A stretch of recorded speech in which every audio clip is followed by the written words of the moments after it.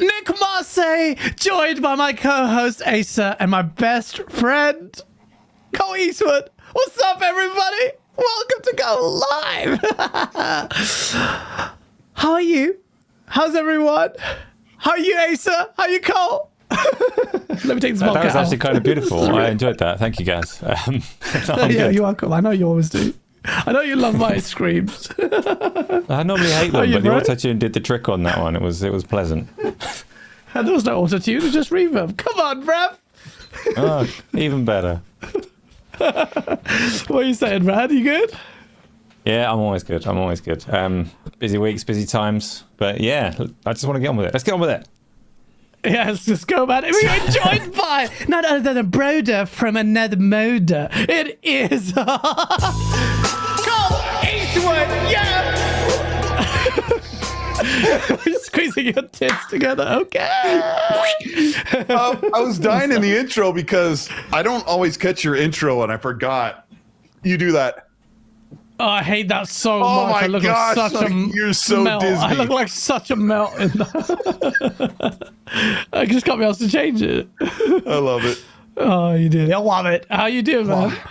Really, I'm doing really, really well. I've been a cranky gamer lately with games, but a recent one has really won me over, and I'm really happy to be surprised.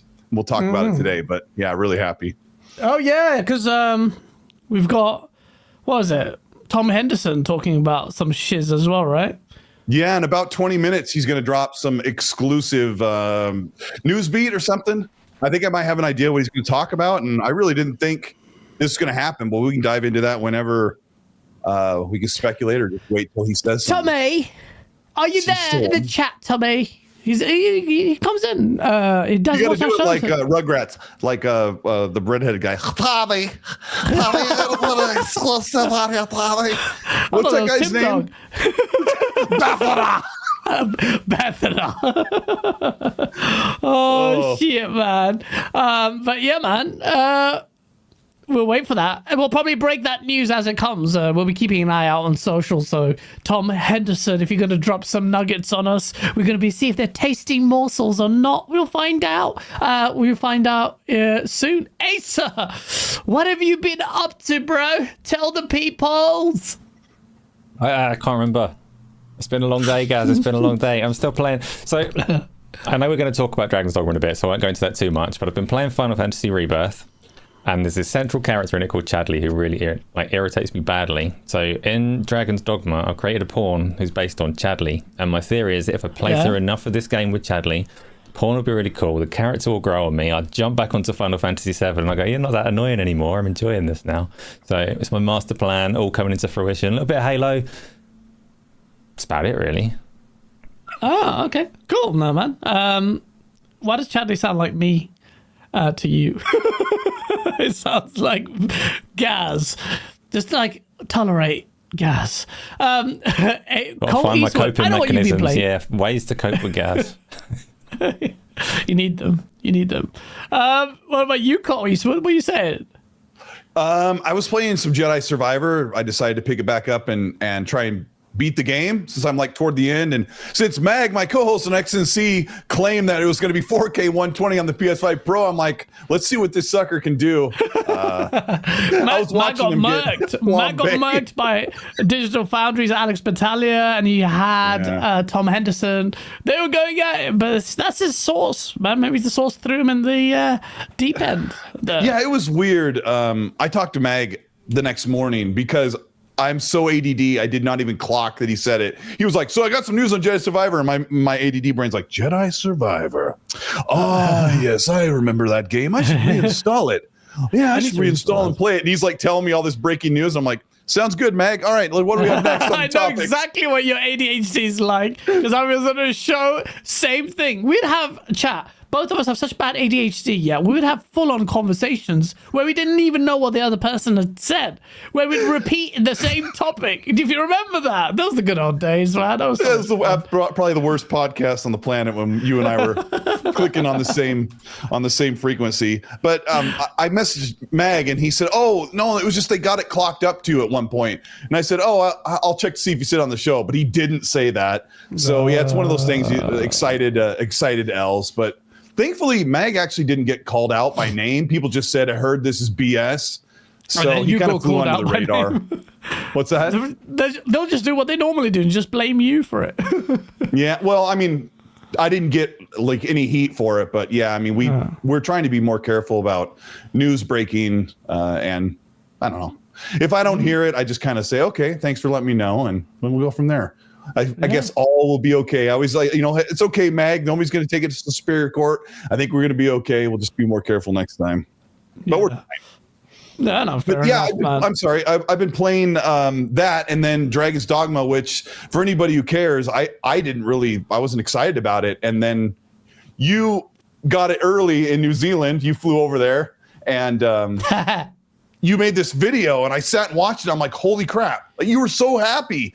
Please, chat, go check out Gaz's video about Dragon's Dogma. He just made it on the fly, captured a bunch of stuff, just like in the moment.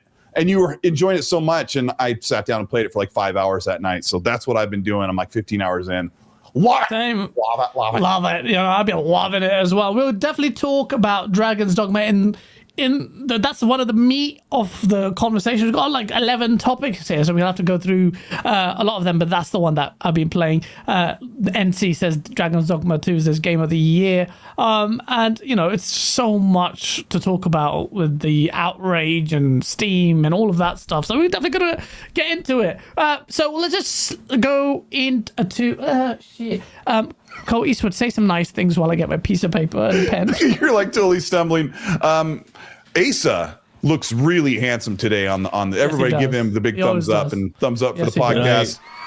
You are following those instructions to a T. He said, "Say nice things," and those are some beautiful words. Thank you, Cole. There's even more. There's even more because now I don't some true look things. at you guys' numbers. You guys are almost 16,000 subs, and you guys have grown a lot in a blink of an eye. So also subscribe to the GameOnDaily podcast channel. No, we're grateful for all the people who have supported us. Nailed it. Yeah. Yeah, exactly. So let's go to the first time. I've got my pen and paper handy for timestamps. Xbox negative news. Xbox is down 40% in Europe year on year or something. I don't know. I had a lot of ponies like spam tag me on this. What's going on? Xbox console sales are not doing that well. Colt Eastwood, what did Phil Spencer say to you in party chat? He said it's going to be okay. Did he whisper into your ears, "Don't worry, it's going to be okay"? Yeah, I mean, they've never done anything in Europe, but yeah, they're not going anywhere. It's ridiculous when my wife says, "Oh, I saw a Helldivers and a Rise of the Ronin commercial on TV the other night." I'm like, she goes, "I never see Xbox commercials." I'm like, for what, man? There's no games. Like, what are they going to talk about? I mean, they do. Hellblaze in May. So, I don't know. Will they actually advertise it? Hellblade? I don't know. In Europe, they don't even bother. And then they expect to sell. I don't know what the plan is there. But surely, Asa, you'd be a bit concerned about those low 47% down in Europe. That's not good, man. It's particularly not good if you consider that. So PlayStation dropped like 2%, and Switch, which is really long in the tooth, dropped like 15, 18%, something like that. But Xbox it's not just dropping the most; it's also dropping from the lowest position because it was third place last year as well. So it was already not doing brilliantly, and then it tanked a lot further. I mean, who knows? Maybe PC's performing really well in Europe. I don't follow sales that closely or care very much about who's playing what and where in what different regions. I know Xbox is strong in the UK and in North America. I don't really know how Europe goes and if the PC presence is enough to compensate. Microsoft are obviously, if Xbox is going to flop, then that's where they need to push PC and mobile. Well, see, that actually kind of leads me to the other topic. I might as well get into it now, and which might be a strategy that will work. Increasingly, we are hearing about the fact that Xbox are going to do a handheld, and Jess Corden's actually reporting on it. He's hearing more and more murmurs of prototypes, actual prototypes of native Xbox handheld device. You've heard about this, Cole. Like, this is happening now, isn't it? Let's be real. Like, the writing's on the wall there. Phil Spencer liking the tweet on Jez's article on handheld, and Sarah Bond alluding to a new bit of hardware this holiday season. And he's got an affinity with the handhelds as well. I think, and I'm very excited actually about our next Xbox handheld. So, this is happening. Surely it's happening. Yeah, I've been hearing about the handheld for over a year, and now to hear Jez start saying things like, he replied to someone and says, Paris Lily said, "I wish there was an Xbox handheld," and Jez just writes, "And you're gonna get one." I'm like, oh, Jez. And so then he waited until Xbox 2, the podcast that keeps people asleep at night. He said that. Shout out to Randall Thor, one of my best friends. He said that the handheld is a thing, and he's sure they're going to announce it soon. So if Sarah Bond says we're going to announce hardware in 2024 and holiday, I expect them to do a tease for the handheld at the Game Awards, the Keighley show, and then put it out in 2 years or a year and a half. I thought, why not make this handheld available in 2025 and have it be kind of a cross-generation dockable handheld? I don't know, but I guess I hear it's supposed to be fully next gen. What? Oh, wait, what? Really? You think the handheld is going to be fully next gen? Not yeah, it's going to launch with the next gen console. There'll be the TV set console, and then there's going to be a handheld that is, and somebody told me, yes, it is dockable. And I'm like, is it going to have more power when it's docked? And there's like a shrug, But yeah, that's the plan. I think, honestly, the way the Xbox has been, the way they treat their console, that a handheld would do really well outside North America compared to the way their consoles sell. In other countries, I think more people would be apt to buy the Xbox handheld over one of their consoles. I think it's a no-brainer handheld for areas like Japan, for synergy with what they're trying to do with Game Pass. It doesn't have to be cloud-based. It has to be a native device with Game Pass. It's like, I'd be shocked if it doesn't actually happen. Shout out to Gene Park in the chat. He goes, "What's up, my favorite Warriors? What's up to you, bro?" Gene Park, I've been loving your takes on the Dragon's Dogma stuff. You're right, and I put you in my video, which is coming out after this podcast ends. But yeah, no, Asa, the handheld makes sense. This bit about it being like launched as a next gen thing, though, surprises me. I didn't expect it to be. Well, I heard the murmurs of it, but I thought that they would release this pretty soonish. But what do you think? What do you think about this thing? That's a tricky one, because the one thing that we've been told about next gen in like any remotely official capacity is Sarah Bond said it's going to be the biggest leap in performance that we've seen across console generations. And if that is to be true, I don't necessarily want a handheld one to be like the baseline at that point in time. Same. In the same way that, so I don't feel that the Series S particularly held back this generation, but if you're talking about literally a handheld console alongside the biggest leap ever, then maybe you are in that kind of territory. And I'm saying this like very much kind of selfish. I'm a bit of an arse, and I don't play handheld devices. I don't play mobile games. I don't play Steam Deck. I don't play on the ROG or anything else, because I don't sit on trains, which is the only place I would kind of use those kind of things.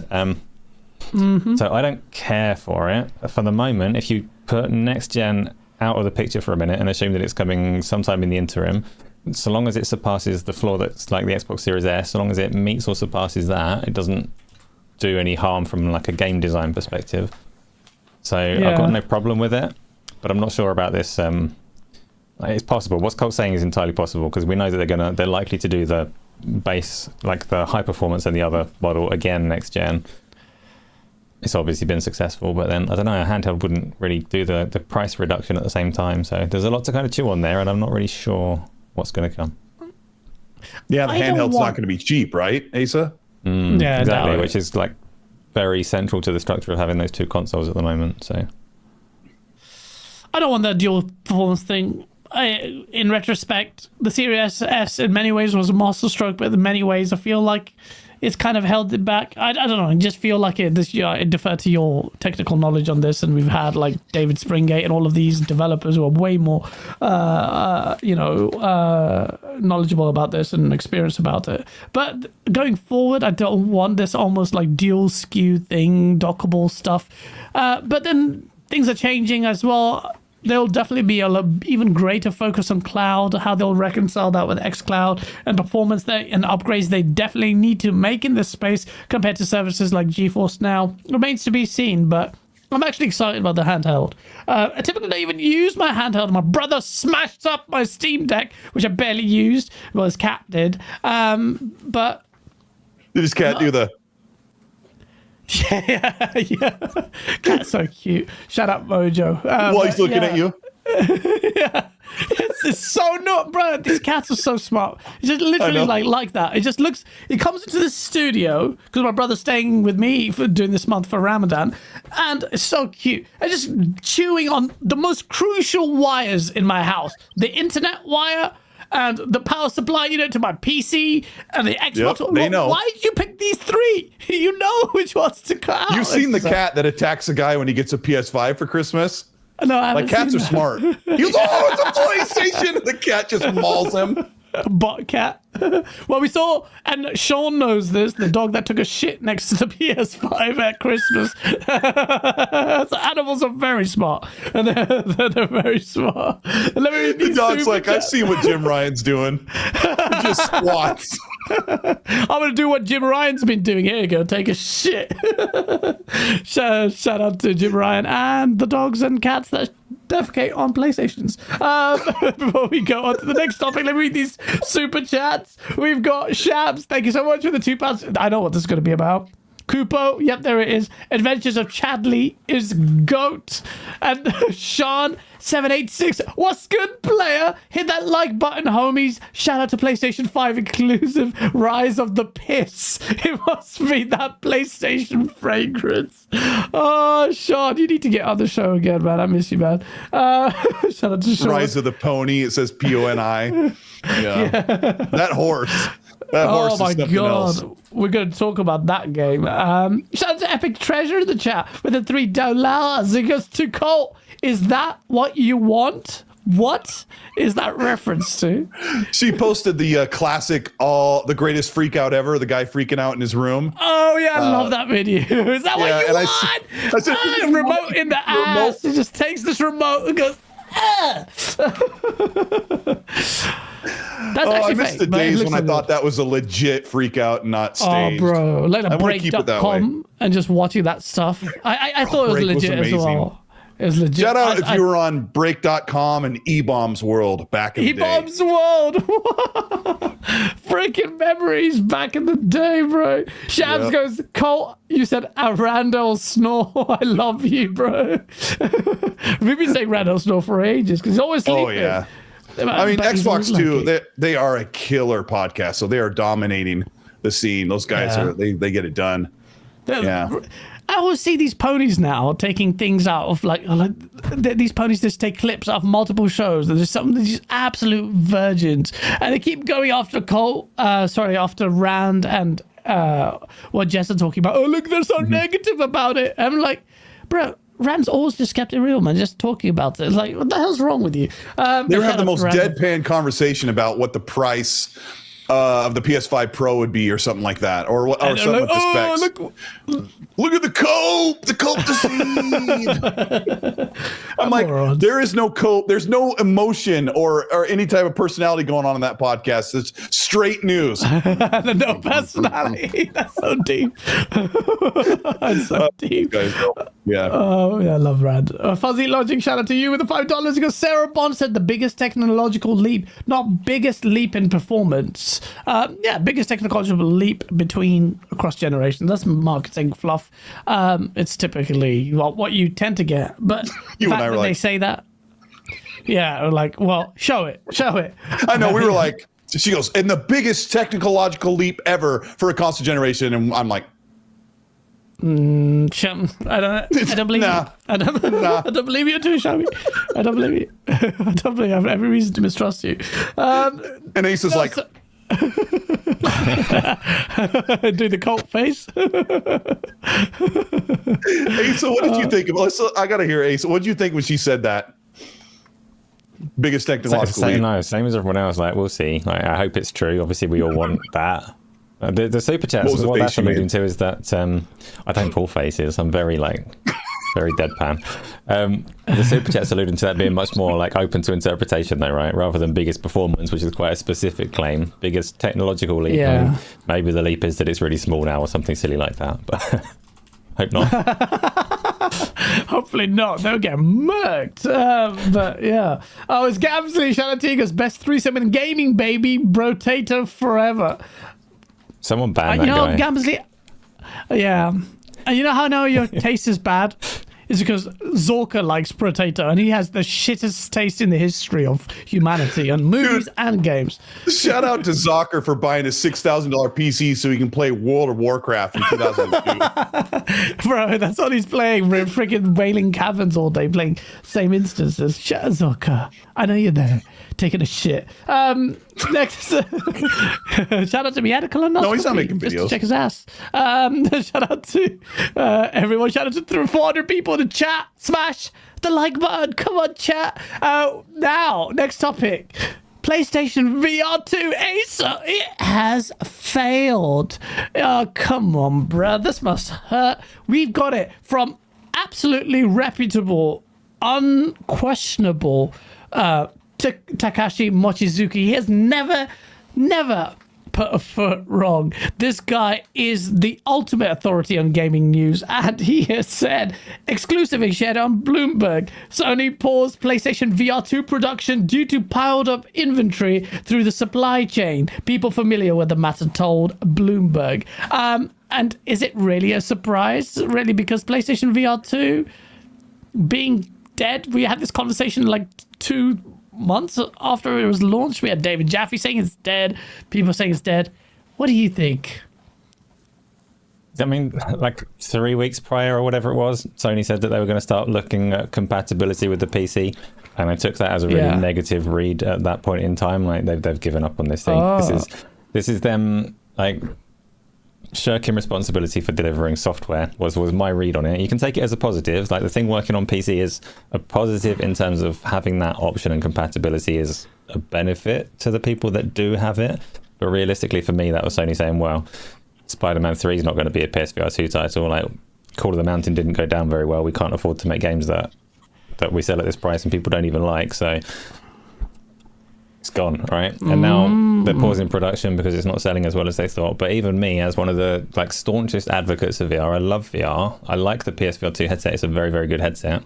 But pretty much since it's come out, I've been telling people like I can't promise that there's going to be games coming for this thing, because Sony haven't ever revealed any kind of pipeline of games for this thing. And until they do, don't come back to me and say that I didn't warn you, because like it's always been a bit iffy, and it sucks because it is a good bit of hardware. But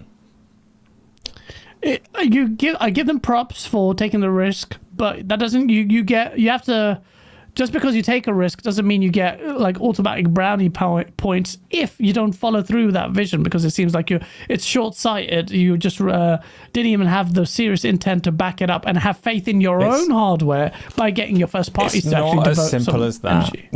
The problem with it is, like, I applaud them for taking these risks as well. There's no way that these things are going to be profitable from the off, and Meta are poured in literal billions into trying to get VR into a state where it's a viable economy of its own.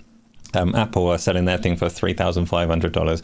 Sony have tried, Valve are trying, but for all of these companies it is such a long game.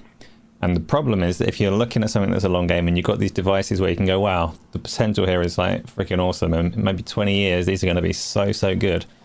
Who is going to make that happen? Because it's such a money like a pit to just keep throwing investment in for such a long time. But if all of our companies are like, well, that's not going to please our shareholders in the short term or medium term, so let's just never invest in this, then it will never become real. So it's difficult. Who should be trying to make it real? Well, they should back it up with their first party, because with the anemic first party support makes it seem like they don't have faith in their own device that they've spent God knows how much Yeah, R&D but and how much releasing. does a Sony first party game typically cost? A PSVR one? I don't know. A I mean, VR a regular Horizon one, Call of the maybe Mountain wasn't- on average 100 million. The difficulty VR for them title? though is but the difficulty for Sony is Call of the Mountain was like pretty much rejected because it was nowhere near as big in Shit. scope and scale as Horizon. Well, you can say that's fine. Like you can say that it's haven't played shit, it. but it's a much smaller haven't scale played it. game. Realistically, though, people are playing it and going, "Well, this only takes 8 hours. It's not good enough. It should cost like way less than it does." But the audience for it is like 500,000 to 1 million people. So if you take a Sony budget game, sell it to less than 1 million people, there's no way that works out. It's not economically viable until this thing is like 20 years ahead of time. So for Sony, you can say like they should support it. There should be first party games, but what do those games look like? Because none of them are going to make any money by any stretch. So then why do they try? For me, mostly for me, I asked them to. I asked Microsoft as well. I sent Microsoft a regular letter saying, give me Forza in my VR. And they ignored me, but Sony took action. They did.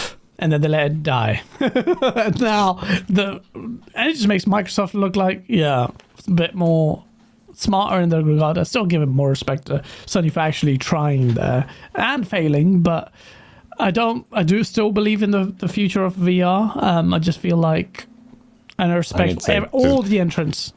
Just to clarify, there's some people that are taking my reader saying that Sony shouldn't have supported it because it's not viable. That's not my take at all. Sony sold me this thing. They absolutely should be supporting it. They should have had that plan in place before it came out. Don't get it wrong. I'm not defending the lack of games that are coming for it. Yes. Couldn't they do something to get the games that come to Meta and Steam and all the other PC platform VR games? Like, aren't they going out there shopping those, trying to get ports to the PSVR too? They do, and they go in the other library direction? for PSVR 2, there is quite a big library of Quest games, but the Quest is not on the same level as a PlayStation 5. It's like a bit of hardware you strap to your face. PC VR is similarly struggling in terms of games. There are so few of them. And Sony's strategy, if they had one, had to be hybrid games. It had to be their first-party games being flat screen and VR, which looked like the device was geared to do, but they've just walked away as far as I can tell. Slim Pickett goes, get the memo to Chris Hart that PSVR 2 is dead. Christopher Hart is still capping for the PlayStation Portal, for God's sake. There's no hope for that child. But that's PlayStation VR 2. Shout out to Takashi doing honorable work and reporting that. So last week we had... Oh, sorry, do I have super chats? No, we don't. Last week we were talking, Asa, about these PlayStation 5 Pro specs, and just after our show, Tom Henderson dropped a little bit of more information and a bit of a bombshell regarding the PS5 Pro CPU, which kind of changed the narrative considerably. At one point, it was like, this thing is a beast. People were complaining, comparing it with 4080s and 4090s, unironically. Idiots! And now the CPU is basically essentially the PS5 one with a little bit of an overclock feature in there. And then you had, because one of the things that's linked with this conversation, and it's almost like the true test of the PS5 Pro, Grand Theft Auto 6. Will that run at 60 FPS on the PlayStation 5 Pro? And Digital Foundry came out and said that's ridiculous. Well, not ridiculous, but they don't think the GTA 6 can run it unless Rockstar do some magic on it. What's your take on this, the technical bod? Do you expect that? Was that put a damper on your expectations? Is it normal way? It's shit. It's shit. Just say it's shit. No, I don't really mind. Like, this is what I expect of a pro console, is the same games with better graphics. And that's but apparently the leak's Sony not even as delivered. big as the PS4 Pro. I'm not sure if that's true. I'd have to look back at it. But the thing with the CPU and the thing with Grand Theft Auto 6 in particular, is there's a lot of assumptions being made that it is a 30 frames per second game in the first place and that it is really CPU bound. And that could be true. At the same time, it depends how far they are pushing all this like NPC behaviors and physical simulation and all the rest of it. We don't really know that. It could be that the base consoles have a 60 frames per second mode, and then that whole conversation suddenly doesn't mean anything at all. But mean, yeah, take like the PlayStation 5 Pro. Unless this AI chip really does some kind of magical frame generation thing, it's not a frame rate boosting machine in particular. It is a visuals and resolution boosting machine, which is kind of the same as the PlayStation 4 Pro was. It's kind of Sony's approach to a mid-gen console refresh. They don't want to put a console out and say, well, now you need to completely reevaluate the type of game that you're making because you've got this completely out of whack hardware spec. They just want to say, make it look nicer over here. And I get people being disappointed because we all want new hardware. We all chase like shiny things all the time. You want something new to come out to be able to do everything you could ever dream of, but that's just not what the console's going to do. Yeah, well, you know, the bot in me smiles because Mr. Eldrick says in the chat that this thing ain't running GTA 6 at 60 FPS 4K. 4K, no chance in hell even. I'm not at that resolution and that frame rate. But the reason why I think this is interesting, and I think generally for the industry, Colt, come on, you're a Xbot. You're a beep. Yeah, no, you're a bot like me. But the bot in you, don't you want the PS5 Pro to be real? I want the PlayStation 5 Pro to be real, and then I want Xbox to announce the next gen. Yeah, you get to wank off the win. Nick Massey will be there and just like, look, Digital Foundry COD is running better on our platform. Yeah, but you know, the next leap is not so far forward. The next Dua Lipa is not so far forward. And so, like, and to the point where I genuinely think, again, my genuine feeling, it could be a bit of a misstep on PlayStation's part, releasing this. I say misstep because PlayStation can withstand the hits. It's market leader by quite a big region. Xbox can't even sell consoles. So even the fact that it's releasing next-gen consoles sounds so crazy to me when they're struggling to sell consoles now. But at the same time, I like the change in strategy. I like the change in pace when Microsoft's doing it at its own pace and releasing a new console then. It just makes it a little bit more interesting, no?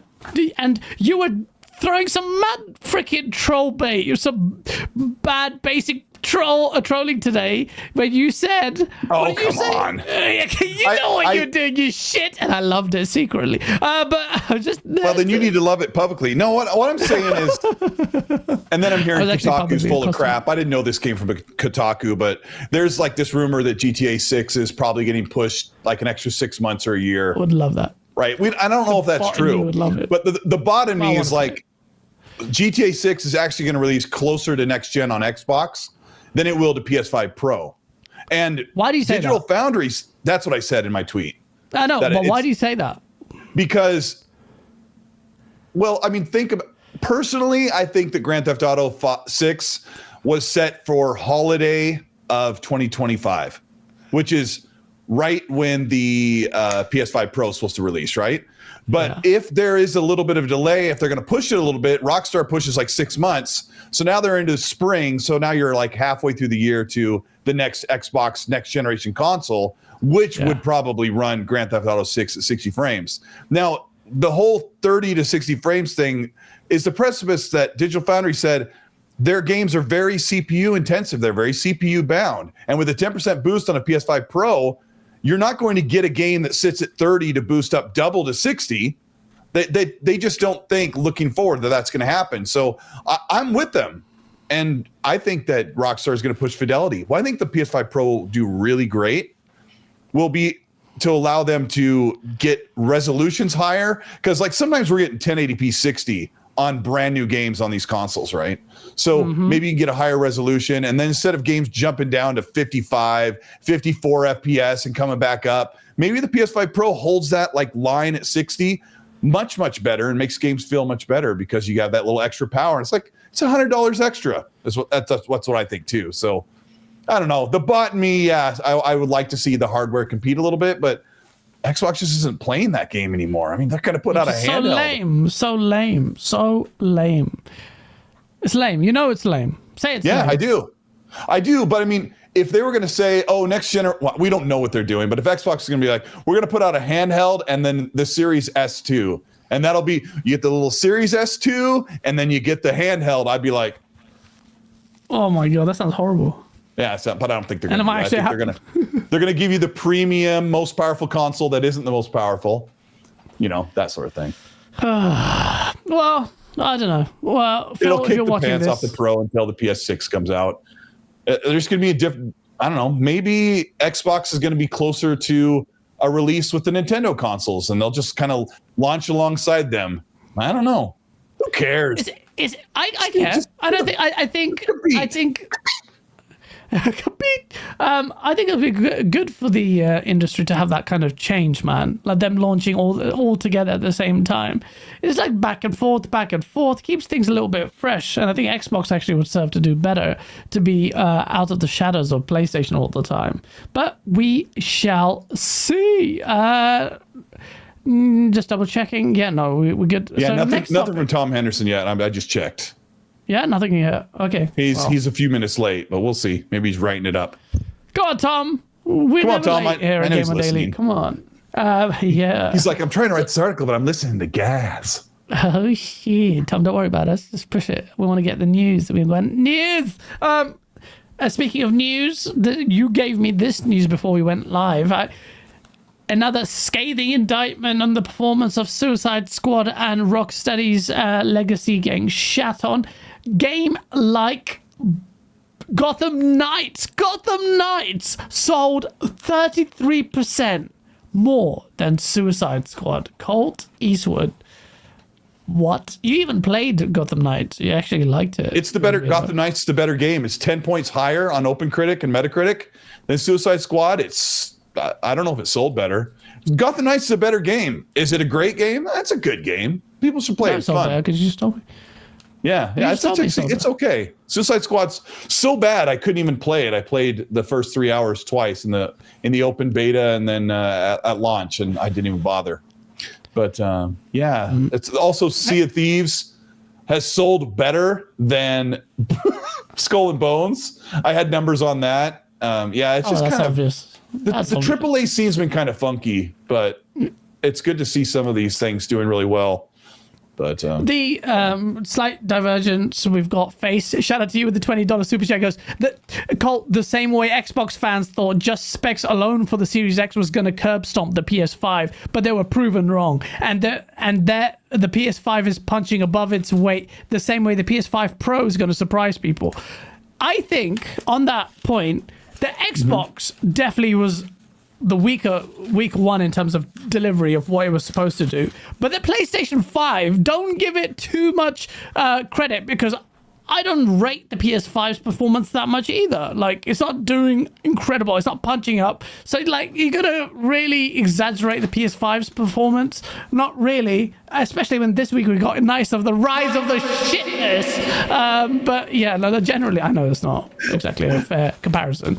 But, yeah, don't rate the PS5. Don't get it twisted. The PS5 Pro or PS5 has been outperformed in many ways or most ways across against the Series X.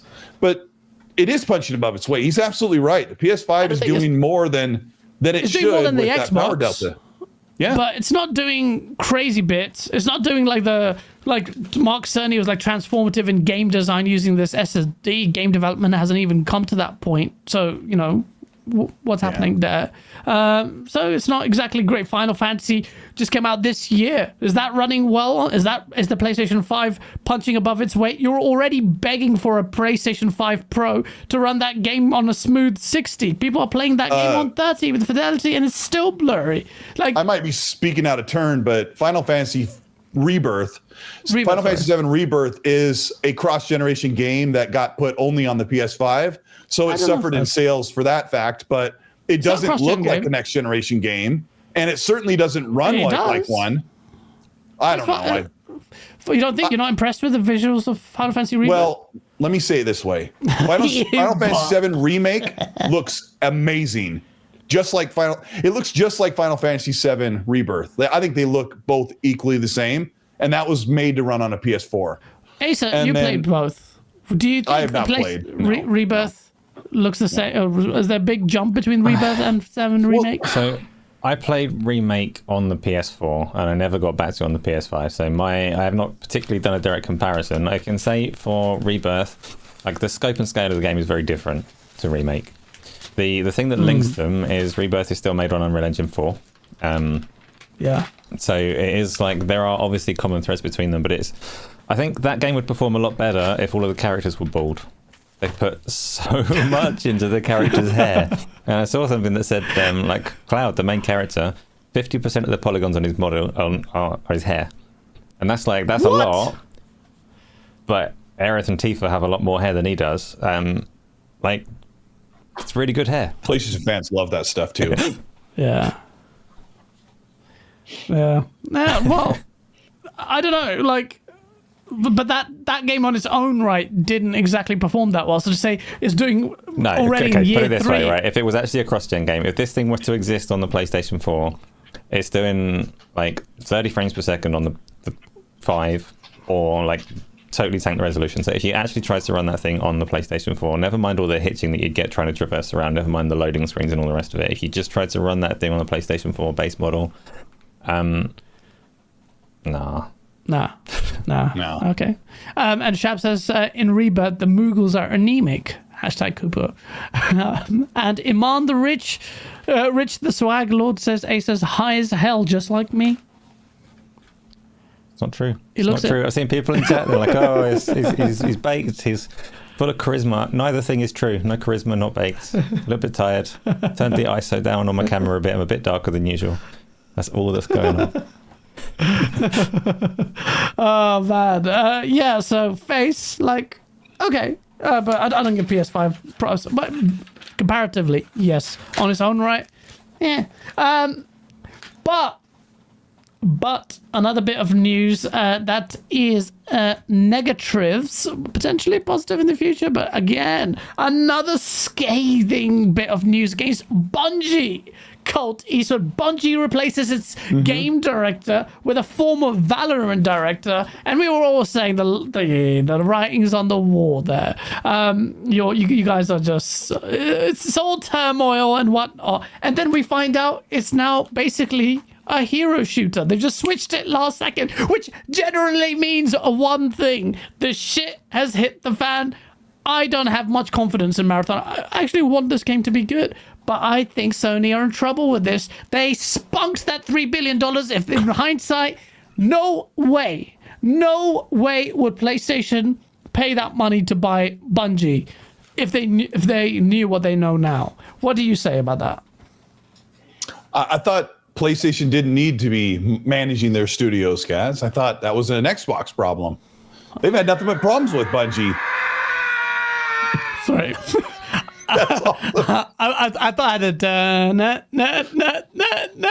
but I've lost that now. You need the sound that Fonz plays when that guy gets the plunger shut on the door on him. Yeah, Bungie's been having problems, and recently they reported that acquisition has been trouble for them. And it's weird because Bungie's going to remain a multi-platform studio, and they're supposed to consult with their live service multiplayer games, and they help them cancel factions, and I think they helped them with Helldivers, which has been good. So I don't know where their problem is. Hopefully Marathon's amazing, but when we hear it's a hero shooter like Overwatch, I don't know. I guess I could do really, really well. Well, I'm reminded of Acer when Quake went with hero shooter with Quake Champions, and that didn't exactly work out. And just like they have the taste of the same thing, and I'm just like, that's the first thing that came into my mind when I saw this. Surely this kind of reduces your. This go. Sure. I'm just gonna make more noises now. You know what I'm saying? Yeah, pretty much. Like I'm not thrilled by the direction of it, but then to me personally, I would rather Marathon was like another grand sci-fi adventure like it was supposed to be, rather than an extraction shooter in the first place. I don't know why everything needs to be a hero shooter, why all the characters need these weird abilities, why people just have stopped caring about like simple balance. Because you're right to talk about Quake 3. You go back to those days, everything was exactly the same, and there's something good in terms of that, like, and competition. The more you try and skew it and make it interesting, the less direct the competition is, the more like balance issues you're going to have naturally. But it is popular. Like all the big shooters are hero shooters to some extent. Like you like the finals, that's vaguely got classes in it. Battlefield went classes, people hated it. Valorant, they've got the director from, all class based. Overwatch, obviously, it is the direction people have like gone with. It also is very easy to sell skins in a hero shooter. I don't want to be cynical, but it's very easy to sell skins for heroes. Exactly. And I feel like this will be... I don't see any inclination. We heard from, I think it was Jason Schreier that reported on this, that, you know, Bungie were, or some of their leadership were intent on trying to retain the independence and fighting for it, or one corner of Bungie was trying to do that. I think that's a losing battle when Marathon comes. Marathon with the Valorant game director getting involved now is almost a signal that basically it's going to be just swallowed up by PlayStation as a whole. Their independence is going to go down the toilet. Ace Cole, do you think Bungie was always the problem child? Like, they tried it with Microsoft. They're like, we want our independence, yeah. And then it went to Activision of all places, and they got absolutely murked. And then they went to Sony of all places, and then Totoki. Shout out to Totoki. Totoki's like, you guys suck. Well, they left independent, or they left their overlords at Activision, and then it was still kind of being problematic, and the Destiny community was really dissatisfied with Destiny 2. So now they're with PlayStation, and they've been nothing but problems. I don't know. They did great. I think they were best under Microsoft, honestly. They definitely were. I mean, I guess if you look at the records, they were absolutely better under Microsoft and Xbox, because Halo 1, 2, 3, and 4 were pretty good, and Reach and ODST were really well loved by fans. And so maybe Bungie is just, maybe they just have their own issues. Yeah. You really need an incredible leader at the helm, because as we look at all these games that we loved 10 years ago, or our favorite game 8 years or 15 years ago, like if I think about BioShock or the real Mass Effect or the good Borderlands being 1 and 2, a lot of those people that made the magic don't work there anymore. And I don't know, you've got this problem where all these people are cycling out because they don't like somebody who's leading. Maybe the problem is leadership at Bungie. That what's his name, Luke Smith or something like that. I can't remember, but there's some leaders that have been there for like the majority of the time at Bungie. Maybe they just are difficult to work with. I hate to say that for developers. They're people that make our games we love, but maybe there's just something like there's a hangnail there and it just doesn't work. People can't stick it out and make the magic anymore.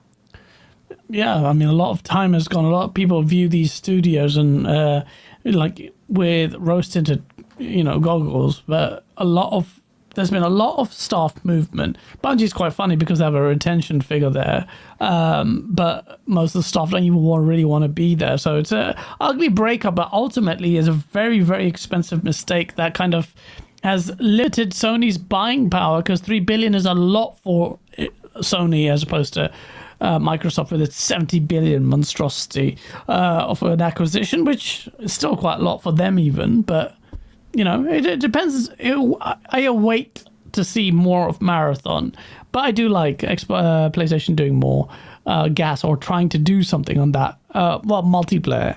But let's see. We have Elijah Vasquez. Thank you so much, because I hope you're doing better with your dizziness. I am, actually. Thank you for asking. And I'm not wearing my glasses anymore because so far, I have not had vertigo for a good couple of weeks, which is good to know. So thank you so much for asking, man. That's really nice of you. We've got Danny Passion Official.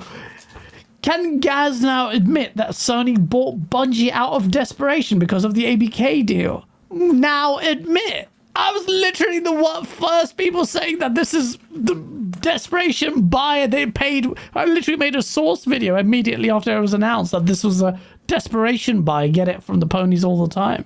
That's too much for a singular studio with one IP under its belt, and that it's owning. So of course it was, Danny. You with your crap Sekiro tips. Shout out to Phase 23, Brooklyn, New York. He goes, Colt, when is your next most powerful video coming about Xbox? I don't know what to say. Maybe in tomorrow. How about that? He wants tomorrow. PlayStation guys are your biggest fans. They are. They love it. Yeah. They love it. They definitely do. We talk about we talk about next gen and all that, gents. Yeah. But this week we saw something really special. Frick. Hold on. Pause. What? Stupid. What? Oh gosh. Wait. Tom Henderson's big scoop was about the X Defiant game, the Ubisoft service-based game. Are you serious? Stupid. And I put out a post. I'm like, Xbox Digital? Yeah. Hey, Phase 23. No video tomorrow from Cold Eastwood. Oh, dumb. No one cares. Like, does anybody care? Cover I'm X sorry. Defiant. Is X Defiant the Ubisoft service-based game? Yeah, they're kind of I don't even know COD-like. what. I don't even remember. Is it the first-person like Call of Duty type? Like, it looks like Division in first person or something. Is that what that is? That's the one. Yeah. I mean, it looks cool. Sorry, I shouldn't say no one cares, but What the hell is this guy? Metalhouse in chat. I'm sorry, I'm just going to put you in timeout. This guy is like, please become a Christian, Gaz. And then he's like, believe in Jesus, Gaz. What? I do believe in Jesus. I'm Muslim. I don't know. It's so random. He's spamming it. bad enough you believe in me. You don't believe in me. No, I'm a liar. No, you don't. Shout out to Hushol Ghoul with a $5 super chat, because I think Microsoft should focus on a console version of Windows instead of a handheld. There's a handheld coming every 6 months. Oh, X Defiant was the COD game? I thought it was the. Oh no, it is the. That's why I described it as game. the COD game. Oh, did you? I thought you meant the Division game. So There's did I, another one. ADD boy. Extraction shoot. I'm confusing things. ADHD. Blame my ADHD. So what did Tom Henderson actually say? He said, hold on. I have to go to Insider Gaming. Give me a second. It's an update. It's funny because he said he needed a 30-minute or 15-minute delay to get the news out like Ubisoft, and then it was about Ubisoft. What's going on with X Defiant? Hold on, I will not waste your guys' time. It's September, according to the new report. It's scheduled to be released by the end of quarter 4 of 2024, which means up to March 31st, which is this year. That's what quarter 4 is. Okay. Hey man, this looks really good, man. I actually never got to play this. Oh, you I have footage actually on the screen here? Yeah, Acer's got it playing. X Defiant looks really sick, man. It's like for COD heads. I know it does look. It does have a good look to it. Yeah, the feel of it, the tactile feel. They've listened to, obviously copied massively what Call of Duty has done, shamefully. How much does it look like Call of Duty to you guys? It's crazy. It looks like COD. It looks like Black Ops COD. 3. Yeah. Yeah, exactly. It just looks COD, like properly like COD, but it looks good. It could be a fun game, but you never know. We'll find out. Hush All Goal, sorry, I rushed through your super chat. He goes, Microsoft should focus on a console version of Windows instead of a handheld. Disgraceful chat. If Jay Allard was here, he would say never. But this is what Bill Gates' vision was. And an Xbox dedicated hardware handheld would be amazing. It would be amazing. Chat's now asking me to become different religions, become Amish, become Mormon. See, Actually, can we get Gaz to become a PlayStation fan? That would be the real one. Well, make good multiplayer titles before. more and more. It's been there, It done has that. for 2 days. Sino sticks for the $2 super chat, £2 super chat. Sony couldn't sell Bungie for 1.5 now. Sino, I think you're right. I think they would struggle. The valuation of Bungie would have tanked by half. It wouldn't surprise me at all. My voice is really high. I don't know why it's gone like that. Daddy Passion Official, thank you, man. Because the generation of kids don't play on console. This PC master race, of course they play. PlayStation is still selling like mad. Nintendo Switch sells like mad. They're not consoles. This guy, Daddy Passion Official. Why would you say that? He's absolutely why would you right. say that? He's kind of right. We've got they're actually more and more the new gen of kids are smarter, if not a lot more furrier. They are saying that they're I don't know what furries thing is. It's weird. New gen is weird, but they are moving to PC a lot more and asking for PCs to be built a lot more from their parents. Asa, do your kids? I swear, one of your kids said that they want a PC as well. My kids both play on PC. They've both got an Xbox in their room that they do not touch whatsoever. They like tablets and PC. And I'm not saying my kids are addicted with all children across the world, but that seems to be where the data points. Tablets everywhere, phones everywhere, a little bit of PC, consoles, not nearly as much. Damn, the new generation is smart. This is my son is 12. He's on PC like 80% of the time. Really? Oh, yeah. damn. Yeah, and I got him a 1650 Ti like pre-build thing, and he just plays Roblox, Minecraft, and just tons of Minecraft stuff and modded stuff on there. Yeah, it's like kids are different, man. And the thing about future tablets and PC, I think there's a lot to that, because our generation, like most of your audience here, we all probably grew up playing on a TV until it got bigger. And when Asa was talking about, I don't really play on handhelds so I'm not on a train, I didn't think of it that way, Asa. I think of when I sit down to play a game, like I want the dankest, biggest screen, and I want to like just like have it taking over my eyes. Strapped to your face. I knew that was coming. Yeah. Hey, that maybe that better than a 9-inch screen where I've got it on my lap, and like maybe I'd want it like really close so it's taking up all of my vision. But the smaller screen, I feel like how comfortable. I'm thinking about buying like a ROG Ally because I might be taking a trip here in a couple weeks, and I want something for a long plane ride. I don't know if how much I would play that, because when I'm not at home, I can't game. I'm actually doing stuff, touching grass, buying Mountain Dew, driving my car with the ROG Ally. Yeah, I don't know. It's so true in many ways. Part of like the Nintendo Switch, I played quite a bit. 99% of it undocked, like handheld mode. But really, I like the idea of it, but in practice, I tend to play on a bigger screen. But I like the idea of it, and I will buy this Xbox handheld day one as well. It depends on, I don't know. Maybe the taste will change, but you're right. I tend to play it. I think there's a lot of FOMO in this stuff. Like Everborn and Chaosanti love their handhelds. So I don't know how much. I think they get a lot of mileage out of it as well. It depends. Each to their own. But then we've got Danny Passion Official saying, I got a Switch and Series S for my 6-year-old, and she prefers mobile. This generation doesn't like the controller, but they're used to things like the touchscreen. That's interesting, because the touchscreen is where that first mode of interaction for kids, isn't it? When they're kids now on tablets and stuff. So what I've said for a while about Microsoft's attempts with cloud is the controller is still a massive barrier for people. Like us that use them all the time, that seems stupid, but a controller is a massive barrier for a lot of people. And typically I would have said like older people that don't play games, but also, kids are not used to holding controllers necessarily and don't want to learn. They want to swipe their screens and touch things because that's what kids do. I will take this opportunity to remind the industry that kids don't have money. So keep making games for us, please.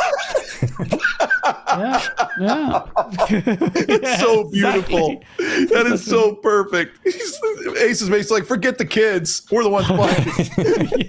F the kids, please. We're the ones paying for this shit. It's true. There will be one day. But so shout out to the parents. Now, this game came out. We were talking. Asa, you said you've got Marvel fatigue. And I think we all agreed it. And then this week, we got this stunning looking showcase of Marvel, which in my description I typed in twice for some reason, Marvel 1943, Rise of Hydra. This game is what we want this generation of games to look like. This level of visual fidelity, so good that it looks like a movie trailer. And when they showed this off, people were crying about CGI. Wandering Dutch, it's CGI. And then they had a freaking what's it called? Showcase after the fact. But before we talk about the showcase, let's talk about this trailer, man. Asa, come on, man. Even you with your Marvel fatigue must have loved this one, because I'm not a big Marvel guy and I loved this. This looks mad. It kind of Proper works next gen. around my Marvel fatigue a little bit by being set in 1943, which gives it a very different like vibe and feel already to what Marvel has been doing elsewhere. It is still... I'm not sure I'd say for sure that I like this game more because it's got Marvel attached to it. Like, if they'd done something else with a similar setting, then if it looked this good and had this kind of like quality of trailer, maybe I'd still be interested. My biggest concern about this is everything that it alludes to with gameplay. There's no gameplay whatsoever in this trailer, but particularly this Black Panther stuff is alluding to being a stealth game, and that upsets me. Ah, yeah, that might do. Oh, yeah, you're have right. Stealth elements. It'll definitely have stealth elements. Amy Hennig's like, I only know how to do this. And they're going to be climbing. Yeah. You know what? You actually Shout make a out great to point. Uncharted. Uncharted's like one of my favorite game franchises. You don't have to say that. Don't be a. It is. It's the only reason why I bought a PS3. Yeah, anyway. You don't have to be a pony. You know what my gripe is with this amazing looking game? What? My gripe is that MetaHuman and Unreal Engine 5 is doing all of the heavy work, and this game looks incredible. And Amy Hennig and the Skydance Media Studio, they're not going to do all this crazy long production cycle, because I looked into this. I was planning on making a video about Unreal Engine's updates and this game and like the Dune Awakening, which we'll talk about later. Here's the cool thing about Marvel 1943 is they started full production in 2021. This game's going to come out in 2025. That's not a 6-year development, and this game looks better than most games that have come out this generation. Yeah.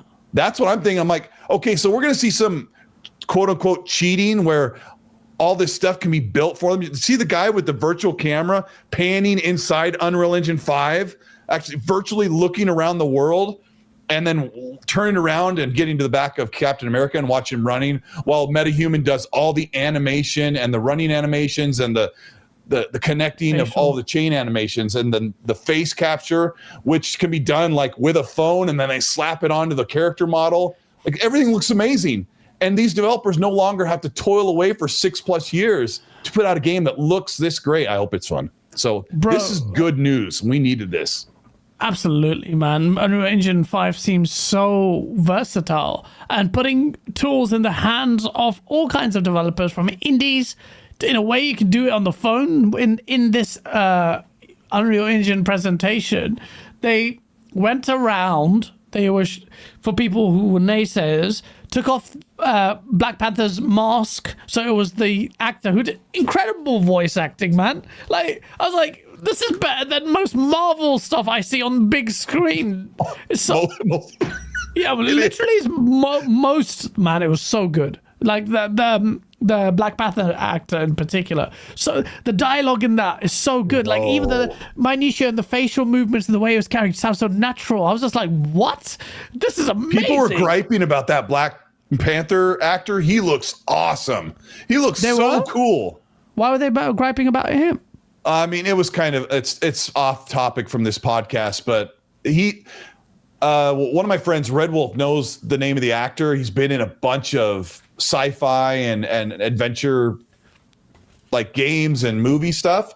Yeah. So he's pretty well known. I've never seen him till now, but he's doing an awesome job of doing a different take on Black Panther. But I'm excited. It looks good. I mean, Steve Rogers looks kind of lame compared to the Black Panther character. He looks really cool. Bro, he's really good. I really liked his voice acting, and I like the voice acting is so proficient because immediately Amy Hennig, you can tell she's just got mad skills.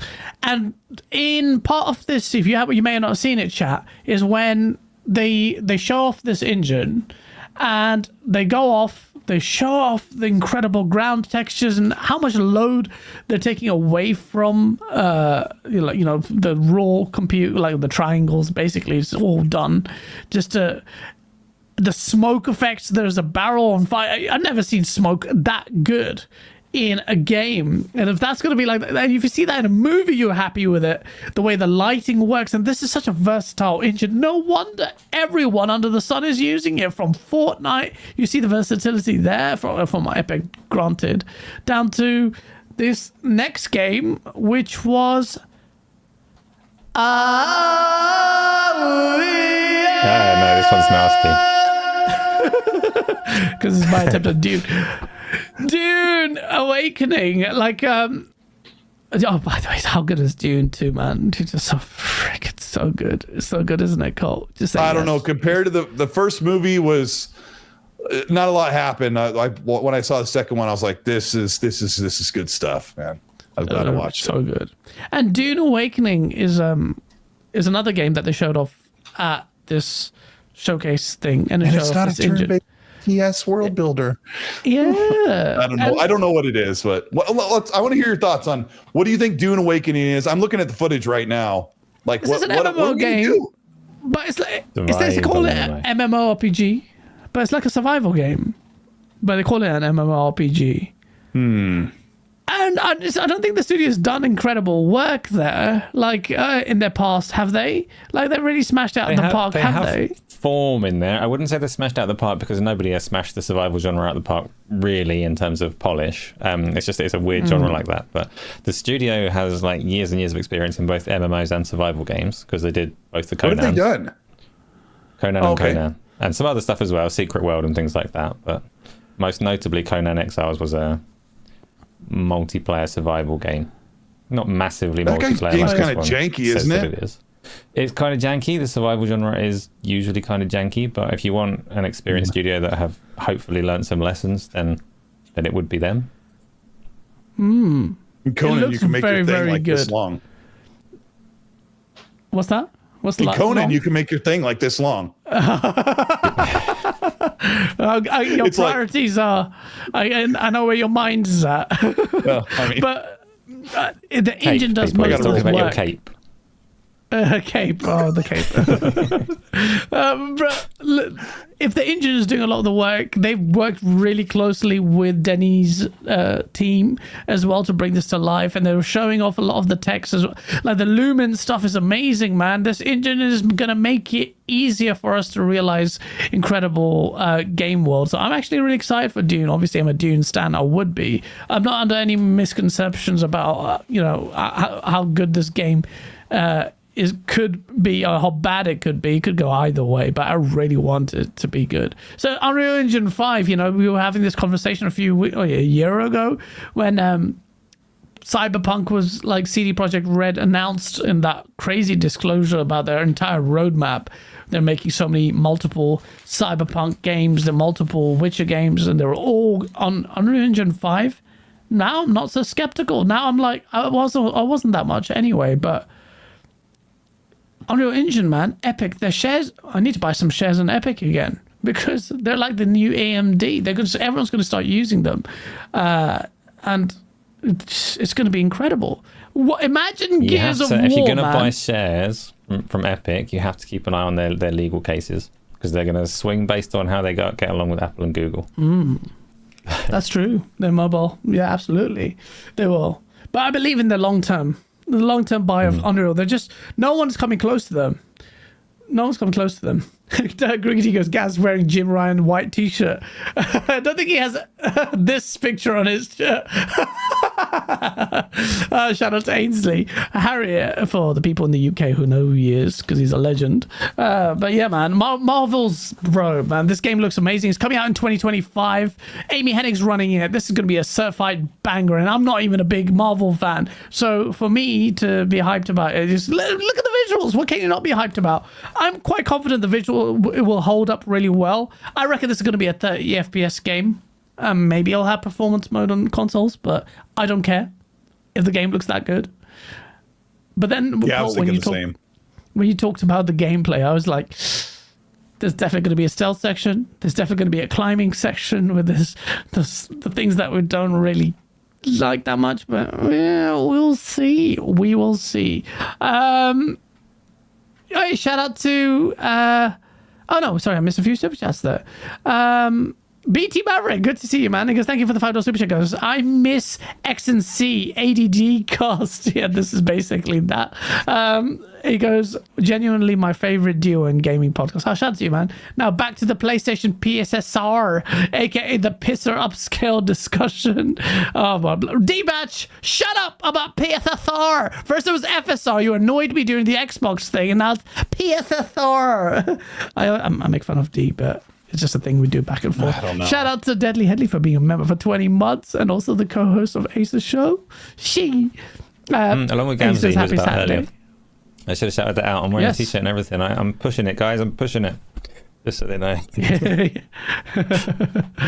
Cedal Sticks, thank you for the £5 super chat. It goes, Sony should give away the mountains of stockpiled VR headsets they have with 6 cereal coupons, like they have with they used to with the trolls. Wow, I should remember those trolls. Wow. I shall go. What did you do? The $5 super chat random. I know. Yeah. Sure, go with the $5 super chat. I would cap the graphics at this generation. I would cap the graphics at this generation's level for the next 2 console cycles if we get more unique storylines. Well, I don't know why story has to be capped to graphics or creative gameplay. Gameplay, I guess. I'll understand. If I'll take these current levels of graphics, say Marvel, that's a bit of a cheat mode, but say Marvel, and have 2 generations of actual strides in AI and physics, hell yeah. Hell yes. Hush. I agree with you. Goat Gaming, thank you so much. Because breaking Rise of the Ronin has flopped. Yes, it did. And we'll talk about that next. Danny Passion Official, Gaz, Alan Wake 2 is a good representation of UE5. Alan Wake 2 isn't on That's UE5, Northlight. was it? No. Yeah. Northlight. Remember his Danny! own in-house For Northlight flip's sake! engine. You're on a roll today, isn't it, Danny? It's funny that hell. I mean, to give him credit, like we look at all these games and we wouldn't know what engine they were on until somebody told us. Like games look incredible for the most part, except for Rise of the Ronin. But yeah, you never know. You never know. I used to make that mistake as well about Alan Well, Wake 2, and then I played it, and I remember that engine, and it's not good for combat. So I'm a bit worried about what they're going to do with Max Payne remake.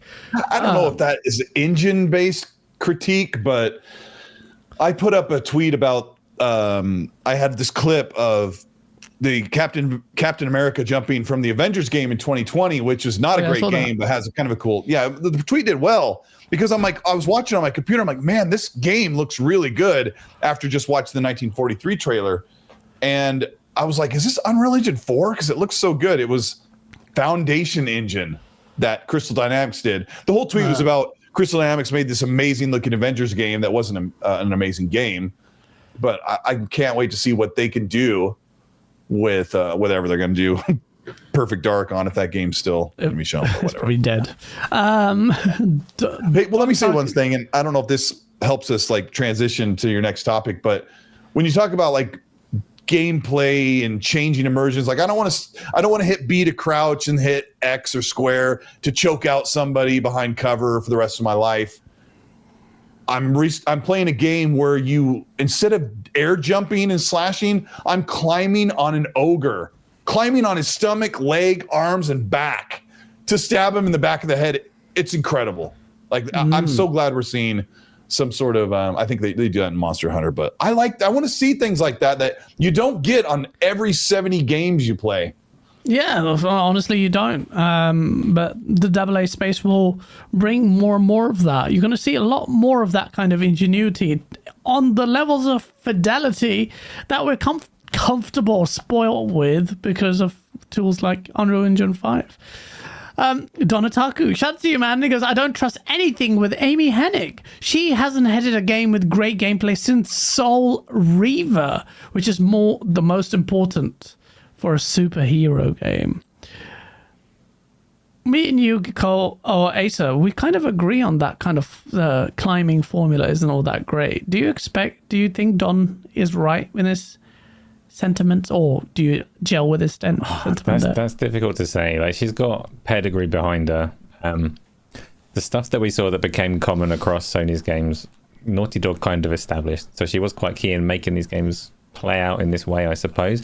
But from the outside, like, how do we know what she's responsible for and what else came from her team and all the rest of it? She's given us a nice trailer, and I wouldn't write the game off based on her involvement. She's been involved with some cracking games. So if it comes out and it plays just like Uncharted and you scale your walls or hide in the long grass, then I'll be disappointed. I must admit, I don't like that kind of stuff. But yeah, same. I will be disappointed as well, and I wasn't even surprised though. That's the thing. I feel like the spectacle might blindside us regarding, in terms of actual meaningful gameplay or unique gameplay or engaging gameplay. It doesn't have to always be innovative, but it should be engaging. And if that thing has a half-life, that formula, which you made a great video on, and hiding in the tall grass and shooting the barrels and whatnot. Come on, man! That took so long. It took so long. Yeah, I know. Such a good video. Go Gaming, shout out to you, man. Thank you for the $5 super chat. And sorry, I missed your gifting the subs on my channel. I was watching it back, doing the timestamps, and I noticed. He goes, after everything I've done for PlayStation, I feel I'm being treated very poorly by the fan base. It's very difficult to bring PlayStation news to fans. I think Go Gaming is someone on Twitter that has been sharing positive PlayStation news and has been spited by the community of feral ponies. Well, Go, I mean, you know where to be. You know, his previous super chat was that Rise of the Ronin has flopped in all capital letters. I don't think he's particularly trying to court the PlayStation fan base as much as perhaps I might be thinking there. I love it. Keep doing it. Salzita17 with the $2 super chat. Make XNC great again. Bring back Gaz and kick Pony Mag. Mag is a pony though, isn't he? He does play a lot. PlayStation. Yeah. Oh, he is. And I like that. I know people have a hard time dealing with or hearing that. But I mean, I like that he plays on not just Xbox. Because otherwise it'd just be like, you got me the whole time. Yeah, I mean, and then you got me just like that as well the whole time. Absolutely, yeah. By default. Yeah. But you know what? It's nice to have a conversation. But yeah, it is good to have that conversation. Mag does go hard on like these, what's the Pony podcast? Like Mooch? Yeah, he goes on Mooch's podcast. He goes hard on Xbox. I'm like, bro, I want to hear that here. And he's like, okay. And then we get in the moment and he doesn't like. I try to get him riled up on the show, but I don't know. It's fine. Yeah, you used to let me go pretty crazy on XMC. I mean, you changed me a lot along the way too, guys. Like, I really started to become a woman now. Right. So no, but I would like to do every once in a while do a show like 3 hours earlier and get just you and I on there when it's not super late. Just do an early show with the Gaz and Colt Power Hour featuring Randall Thor. We'll have Rand come in with no camera. Rand. That'd be good, man. Oh my God. Me, you, and Rand would be amazing. Definitely. Shout out to McGonads, the moderator who has always still remained steadfast by Asa's side more than mine. And here she is. Hey, I hear Gaming Arcadia is pretty great. It is. It's not like you're biased or anything, though, is it, Isla McGonads? Bias. Look at you with your army of self-promoting trolls there in the chat. Self-promoting, it's a good place. Love it. And also, to be fair, I am and always have been terrible at promoting anything that I do, so they're just helping me out. Yeah, that's true. Nerds and Other Legends says, I really like when Septic Source has opposing views debating with each other. Thank you, man. There needs to be an audience for that. Everybody's like, oh, I don't like the ponies. The Snow Dragon with $5 Canadian. The ponies. Guys, remember that time the ape kicked your ass in Sekiro? Thanks for that. He's alluding to my Sekiro stream, which I freaking loved up, because that game is quickly heading into my favorite game of all. So what the flip? Oh, it's H2O with that Arab money. H2O with $100 super chat. Walaikum assalam, bro. I should actually turn that off. H2, thank you so much for that super chat. It goes, Gaz, Ace Occult, Slum. Walaikum Salam, bro. It's 2:30 a.m. I'm back to sleep. Love and peace, men from Dubai with love. Bro, take me to Dubai. I want to go to Dubai. I could live in Dubai. Bro, Colt, if you went to Dubai, bro, you would love I would lose my virginity. You would, bro. The food there is insane, man. The food there I've seen videos where the guy's like, I'm going to leave all this stuff sitting on the windshield of my car and show you how safe it is in Dubai. And he goes and gets a coffee and comes back 25 minutes later. All the stuff's still sitting there. And the place is beautiful. You've been there, haven't you? Stunning. Yeah, I've been there twice. It's amazing. Like, I went to a club, I left my shit there on the table, and like my wallet and my phone, yeah. And I was like, oh damn, I left my club and my wallet and my phone in the club there. And the guy's like, so what? We come back and get it. I'm like, what? And he's like, yeah, no one's gonna touch it. Huh? That's insane. And he was so. And the whole time I was thinking about it. He's like, no, stop stressing about it. Exactly where I left it, in a busy, heaving club. Just left it there. It's really nice, man. It's really safe. It's beautiful. Shout out to H2O in the chat. But yeah, man, Dubai. We should do a holiday. We should do a holiday together. Sounds a lot like the village that I live in. Yeah, that's because there's no one there. No crime here, no. Take stuff. Yeah, man, Dubai is beautiful, man. It's really nice. I actually want to go back, but the food, oh my god, the food is so. Sorry, I'm just going on a tangent there. Before Dubai chat, thank you for the super chats, and thank you H2O, man. That's very, very generous of you, man. It really helps. We've got couple more topics before the big one, which is the Dragon's Dogma. Before we talk about Dragon's Dogma, let's talk about Rise of the Ronin, or should we call it the Fall of the Ronin? My god, I actually wanted this game to be good because I loved Wolong, and the game is ass, straight ass. I haven't played it, but it looks like ass. This game looks like shit. Like the clips that I've seen, some of it looks okay, but it visually looks bad.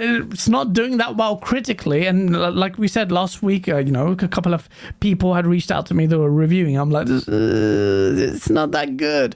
I will still try it. Oh my god, my pen lid just went flying. But I was wrong. Every time I cap for PlayStation, every time I vouch for PlayStation, they let me down. They let me down all the time. I vouched for PlayStation when I said The Last of Us Factions is going to be incredible. That died. I said something else about another game, and that was shit. And then Rise of the Ronin, I was having a go at Microsoft saying, oh, you only got freaking Wolong on Game Pass. They got timed exclusivity for fully exclusive, yeah. Fully exclusive. And it's several points below Wolong. Exactly. And this is the negative. It comes with the negative. And they released it next to one of the biggest games of the year. Bro. The Horizon Forbidden West it and Horizon Zero Dawn it. So every time I hype up and rep a PlayStation game like Rise of the Ronin, I get murked. So on that note, Wolverine's going to be really good. I'm just being a dick. But Rise of the Ronin, Rise of the Ronin, it's just not done it. And it makes PlayStation look bad as a result, shouldn't it? Asa, what do you think? Are you going to play this game? No, you're not. You're not going to play that shitty horse game. Wolong, and I haven't played the Neo games either. It's less my style than it is yours. I reckon you should probably play it. Because if you liked Wolong that much, you may actually find reviews are reviews, and some of the stuff looks a bit janky in it, but if it's your kind of game, I would imagine it's still your kind of game. I think the combat will be in the main thing is the combat, and I love the parry system. Parry systems in games are really good. They do that really well. They did that really well in Wolong, so I might actually like it, but yeah, what can you do? That's it. Joey Phantom King, he says, you said the PlayStation show was going to molest the Xbox show. You were wrong. Exactly. Say thank you, Gaz. I also say Wolverine's going to be great. PlayStation 5 Pro is going to be great. And everything they release is going to be great. But yeah, Evil West is shit, Jeff Fan. What are you talking about, bro? People are enjoying it because they got it for free on Game Pass. You got to put that combat to easy and just no brain through it. It's that good. Evo West is a shit game. But yeah, so Rise of the Ronin sucks. According to critical reception, I doubt it'll sell well anyway. It's got Dragon's Dogma is gonna murk it, but I will try it because I think the reality is I might actually really enjoy this game when I have time, because there's some madness. Before we go, oh shit, H2O, another freaking.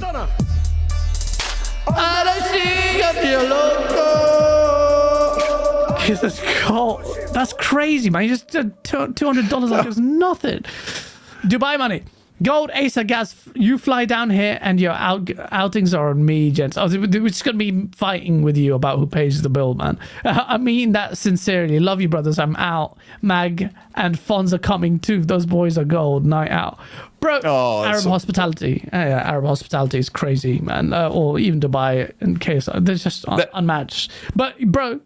That means a lot, man. That means a lot. Like, Fonz is our really good friend, and I gotta tell him you said that. He'll appreciate that. Yeah, man. Fonz is a G. If we imagine all of us went out there, man, that would be freaking lit. Belly dance. Hit on her. Okay, we'll stop that. The next. Get yourself uninvited. Yeah. He'll invite. He loves the belly dance. We've got the next topic is Helldivers. Just quickly before we go to the 60% of the sales are on PC. What happened, ponies? PlayStation PC is carrying your platform. PC gamers don't buy games. There it is. They're buying games. The PC gamers they don't.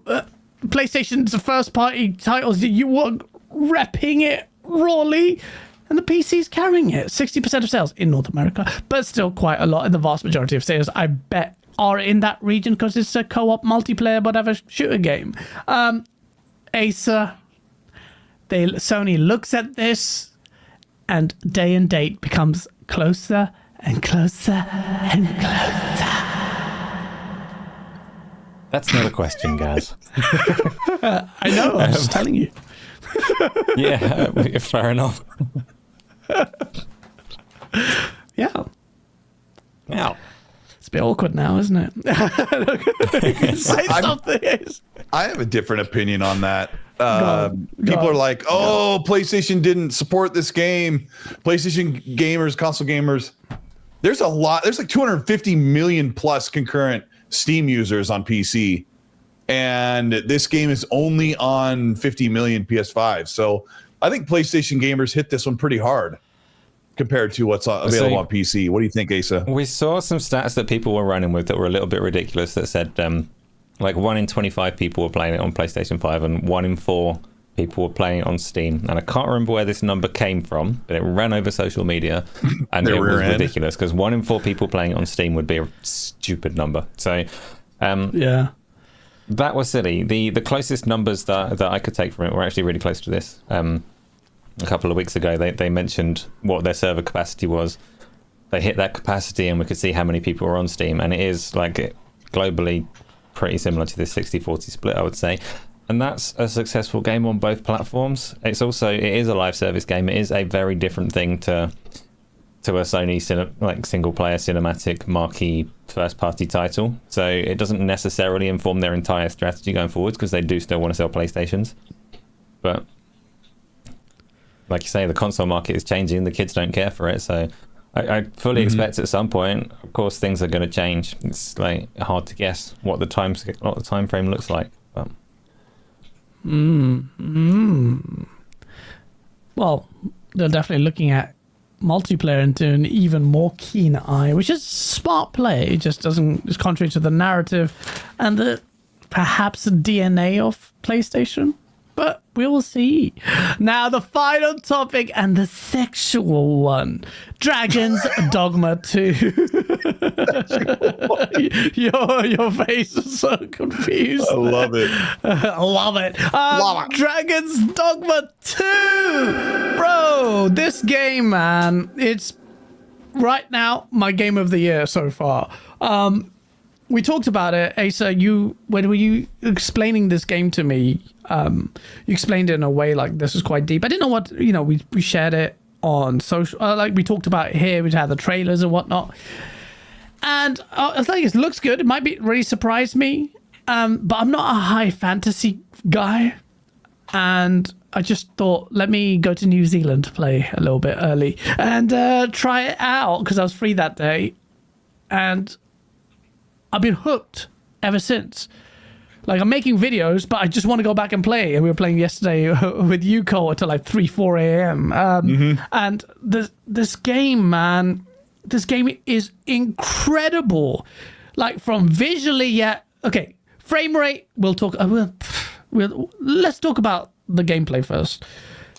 This game is incredible. I've never felt this game does what I've imagined I wanted Fable to do, which is make me feel like on a big, large world and feel that adventure. It kind of reminds me a little bit of what I wanted in Fable. Many times I felt like I'm in Lord of the Rings because you're going on these massive journeys and there's questing and there's some high stakes involved in this game. The action is incredible. I picked the thief class, which I like mobility in my game, so I'm just going darting out. And then it's just so many things about this game. Let's talk about the world's alive. The world's actually living and moving, and things are happening. Bro, like that's what sold me when you made your video. You're like the forest feels like it's a real dense forest, and you walk around the corner, and this ogre like breaks through the trees, like yeah.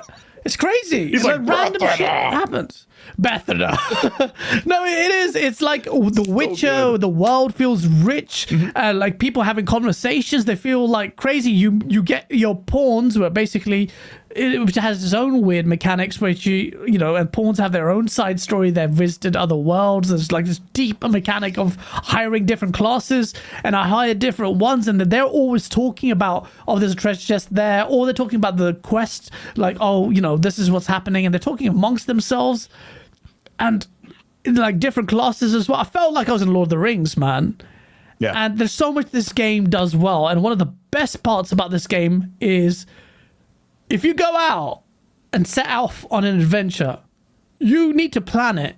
Because if you don't, life is hell. Because your health goes down over time from taking damage. And the only way you recover it is you have to sleep in an inn. That's it. That's the only way you do that.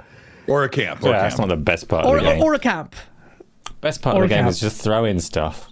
And throwing people. Yeah. You've got all of this chaos. And I'm like walking through the forest, and this guard is escorting me around, and these goblins emerge. So I pick up the guard and throw him at the goblins. That's the kind of chaos that I'm there for. Of course you love that. Yeah, of course you love It's like, I'll get up on a goblin and I'll pick him up and just throw him against a rock wall, and he's like, yeah, the impact of that is really good with the physics as well. Like, your teammate is one of my main pawn is a archer, and the way the arrows just hit as well, the physics of it all, like there's really good physics feedback in this game.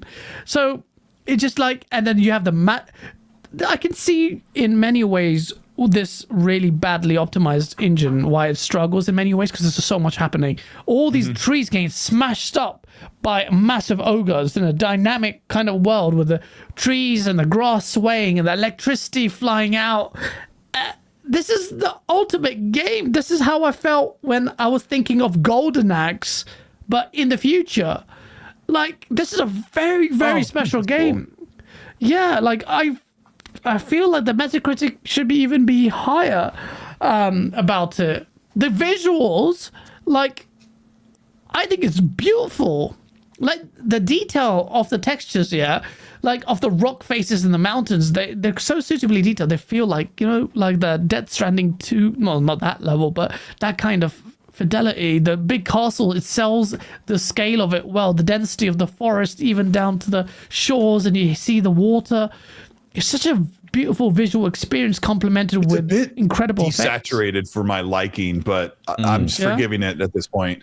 And I also thought if it was a little more brightly colorful, it would feel too much like Monster Hunter, which isn't really my thing. Monster Hunter's kind of overload of cheese, and people love that game. But yeah, the visuals don't look incredible, but the world just kind of sells you on, you're in this kind of crusty RPG and I say it in a lot of good ways. How far into are you, Asa? No, not very far. Yeah. Not very far. And I'm not getting very far because every time someone's rude to me, I throw them somewhere. So I walked up to a watchtower and there was a woman guard and she's like, out here it's a great time to be alive. And I'm like, I wonder. And I just grabbed her like this and I went, ooh, and I threw her off the tower and she's like dead. And her buddy was like around the corner and just right down the stairs, didn't do anything. But I told you guys before the show, I spent like 40 minutes making Cold Eastwood, making my face like, long head, tall forehead, hair barely there, a big, long, bulbous nose, no chin, did the whole thing, no eyebrows. And as Fawn says, Colt, make sure when you do your custom character, you put eyebrows just down to 0. And so I built this Colt Eastwood out and I'm pretty sure I got it. And I get into the game and I'm in the cutscene. I'm like, my dude looks like Asa and Adam Sandler had a baby, and I can't take it serious. Like it totally looked like Asa is like, I'd rather be playing on VR right now.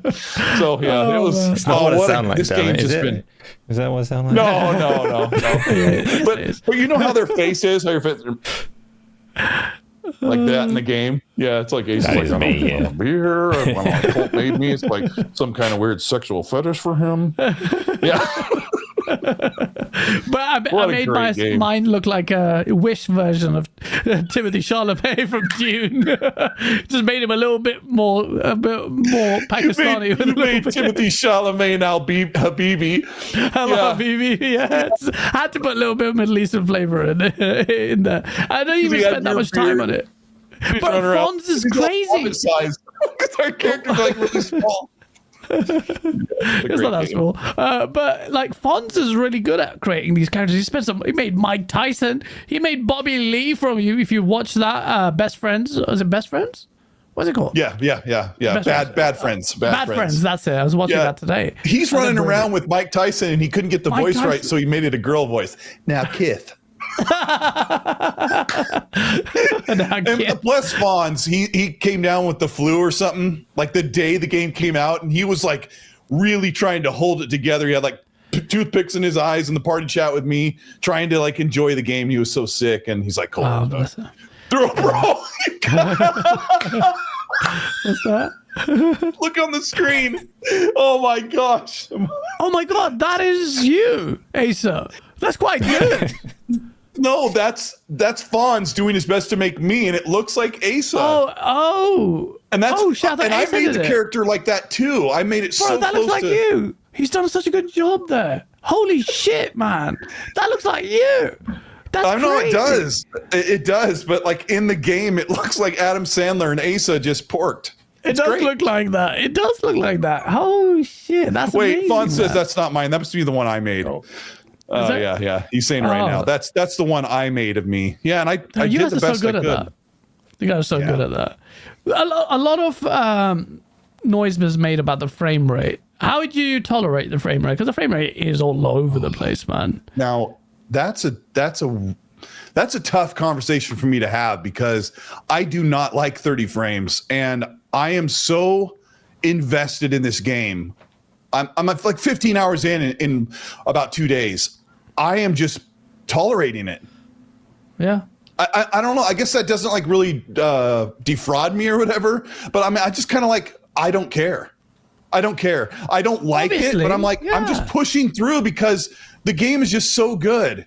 And the best thing is like people on PC, like Darge Knight was like, oh my gosh, when you get into the city, the frame rate's awful. And I'm like, play it on console where it all feels crappy all at once. Yeah, exactly. Yeah. But I mean, the game's just so great.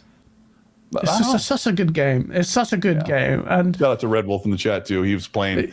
We were talking till like 1 a.m. So while we played. Yeah, I was in the pod chat with him. He was there as well. Shout out to the BWG, Big World Gamer with the Australian Teddy. It's my 3 favorites on screen. Keep it going, guys. Always a good laugh. I envy you guys as I've just started Twitch stream. Good luck, man. It's a long slog, bro. We were doing this when we had 3 people watching us, and I'm pretty sure 2 of them were us. Breaking news from Jez. It's really small. I'm just going to throw it in because it probably won't change the topic of discussion. But Toys for Bob has reached an agreement independently with Xbox. Toys for Bob, known for Crash Bandicoot, Spyro, is now working with Microsoft in their first game since they've been going independent. So looks like we don't know what it is. It'll be a Crash game or something.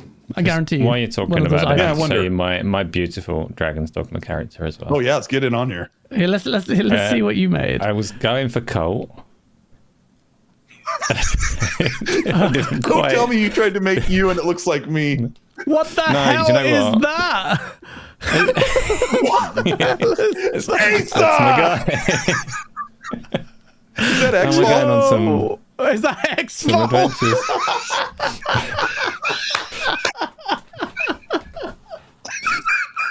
Kind of looks like it. Welcome back to another video. Welcome.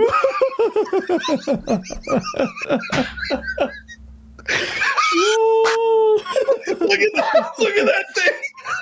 She's like, That definitely looks like it. Baby Ruth. Yeah, keep it going. Keep it thorough, says Goonies. Oh man. Baby Ruth. Put that back on screen. Oh shit. Oh It's gone man. now. That looks like something that we'd make on Mid-Journey the first week. Oh yeah.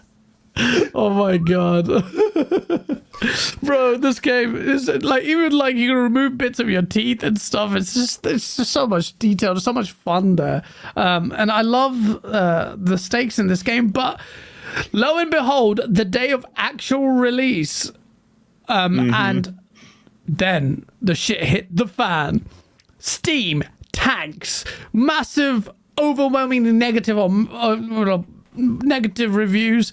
I thought it was because of system performance, but no, it was really about the microtransactions in this game. The microtransactions piss people off madly. So I didn't even know these existed. I don't even know where to even access these. I would never have known were it not for social media and Twitter, or if I checked the Steam page.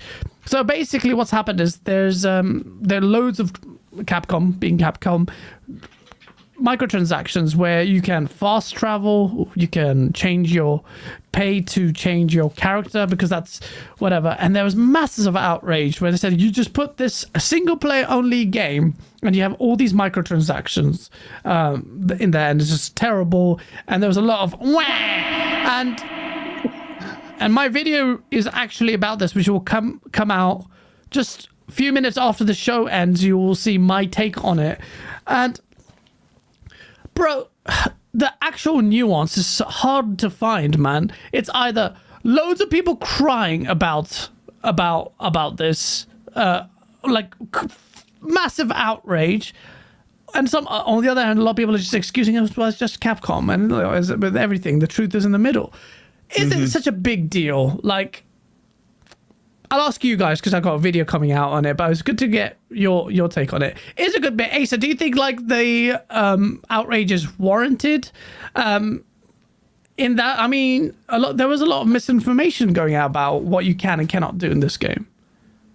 Misinformation from who? Where? Misinformation about, like, first of all, you can't fast travel without paying for it, which is not necessarily true. You can. Right. You take on the carts, you can go everywhere. Like you can do that. The game's by design is There's also made fast travel points that have in-game fast travel currency. Okay. Yes, but you can. So yeah, that's Okay, kind of misinformation. a lie the not- way people do it. The reason I asked is some people were accusing Capcom of misinformation, so I was just checking what you were alluding to, because some people were saying that they've done the shady thing and announced these like post reviews. They put a load of transactions in, which isn't how it went down. They did tell all the reviewers exactly what was in the game, apparently. So not misinformation on their front. Like you said yourself, though, there's always nuance to these things. For me, if I were to side one way or the other in terms of this is fine, you don't need to buy them, or this is like the death of gaming or whatever, I lean towards the outrage. I really don't like microtransactions in this kind of manner.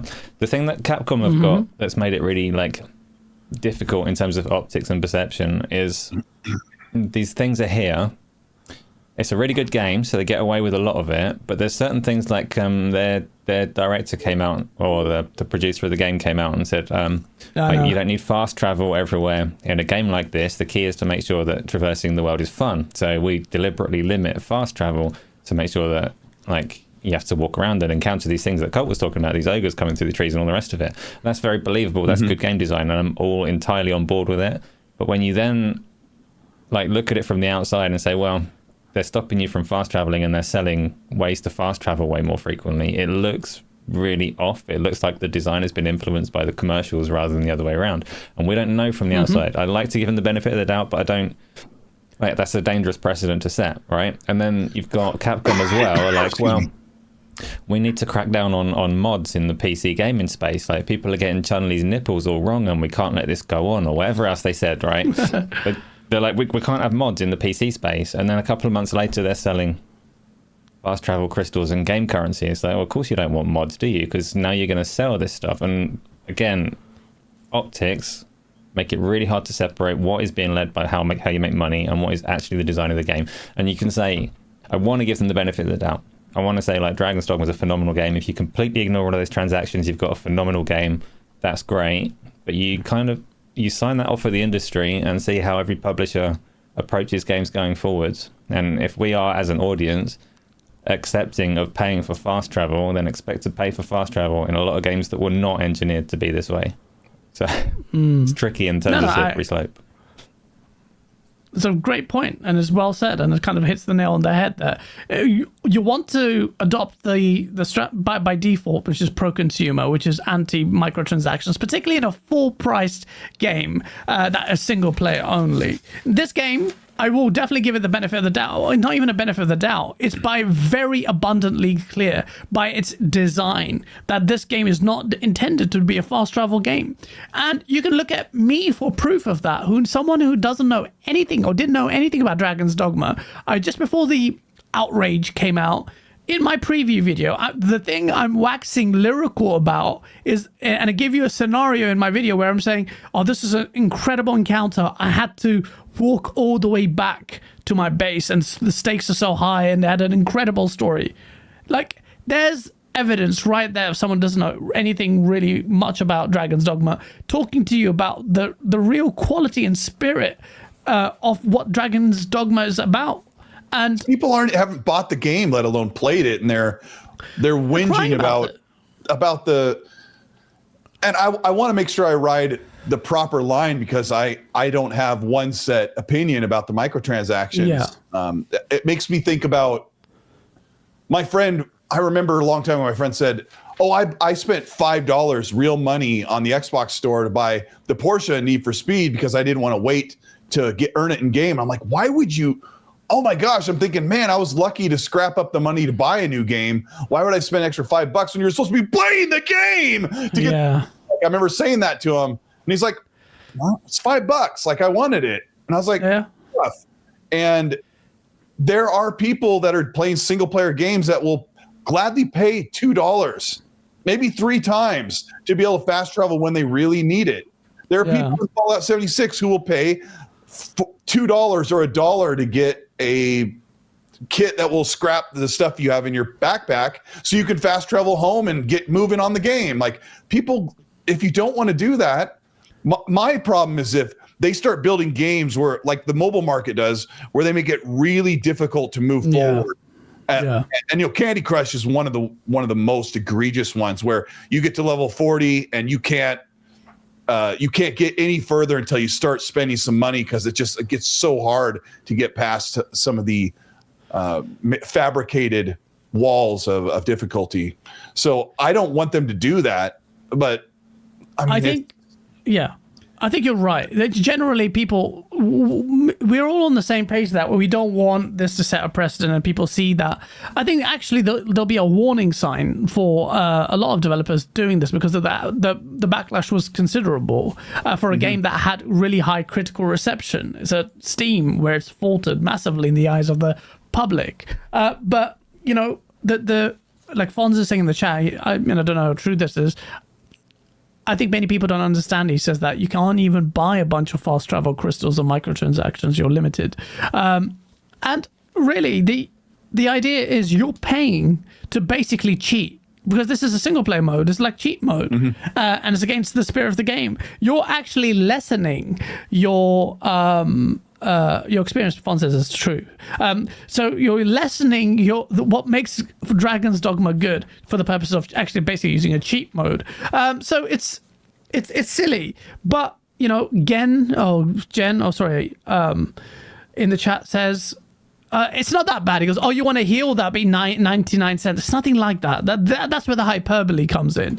But when he said that, why put them in the first place? You're absolutely right, because when the developers waxing lyrical about the fact that, because the same developer said, Dragon's Dogma 2, he said, this was before in just January, it doesn't have fast travel because the director says you only need it because your game is boring.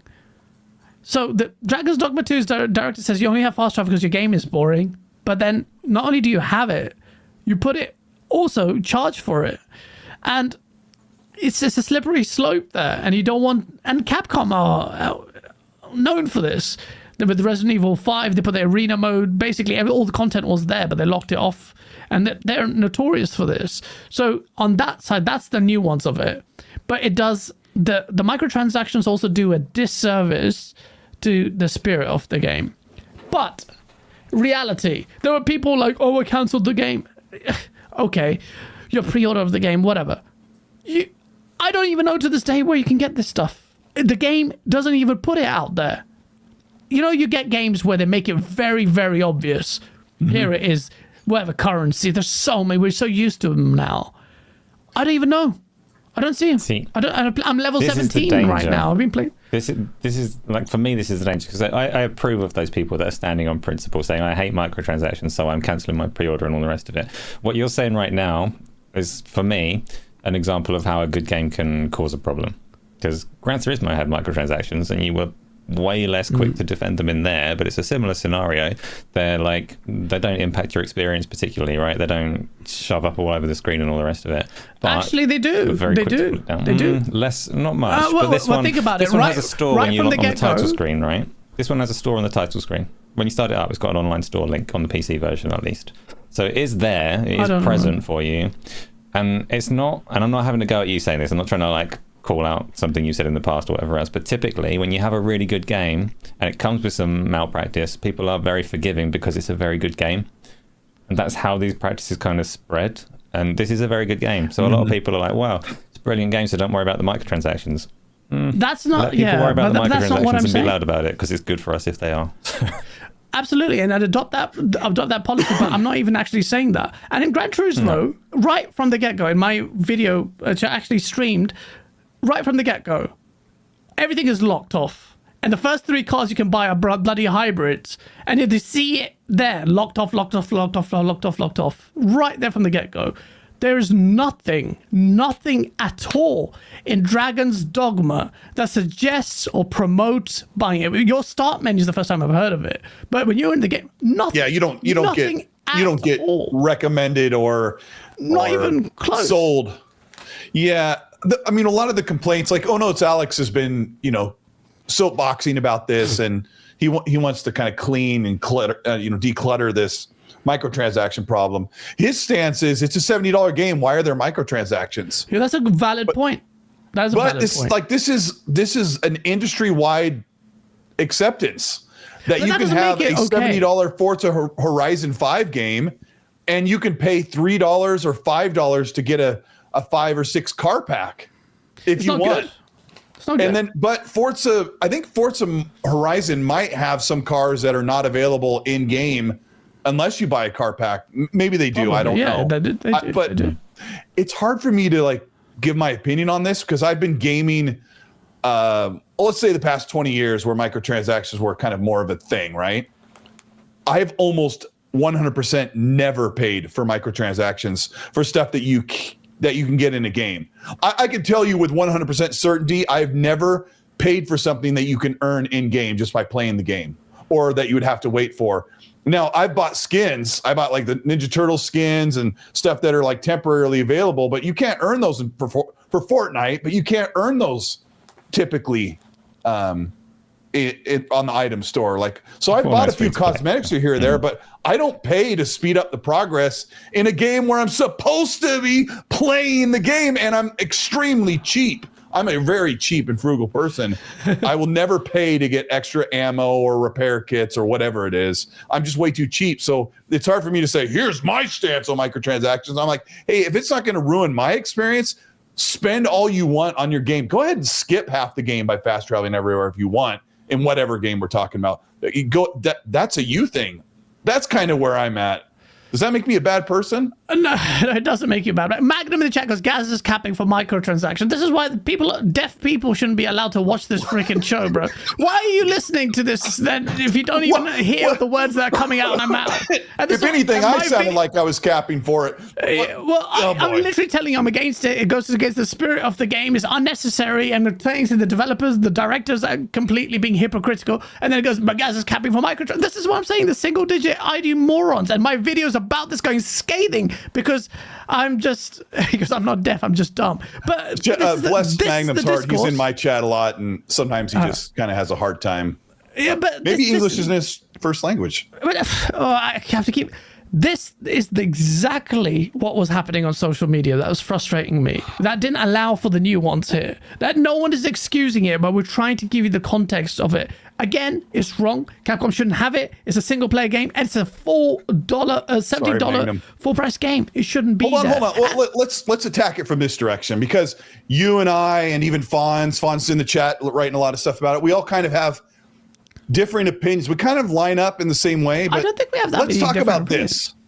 What are the downsides? And that's why I legitimately asked you that question when this broke that other morning. I'm like, what are the downsides just for Dragon's Dogma 2? I want to focus on that. Well, I would like to hear from Asa. This is your show. Asa, you said it.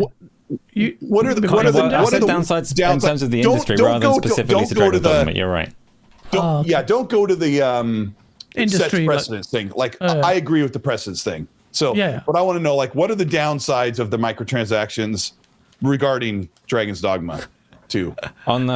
Okay, so they are quite ignorable as far as I can tell, which is a positive, right? I've already said my piece about how it impacts the industry and all the rest of it. But not so much a counterpoint, but on the flip side of that, what are the upsides of these microtransactions? As like the other side of that question, I'm just going to ask that, flip that back at you for a second, Cole. What are the upsides?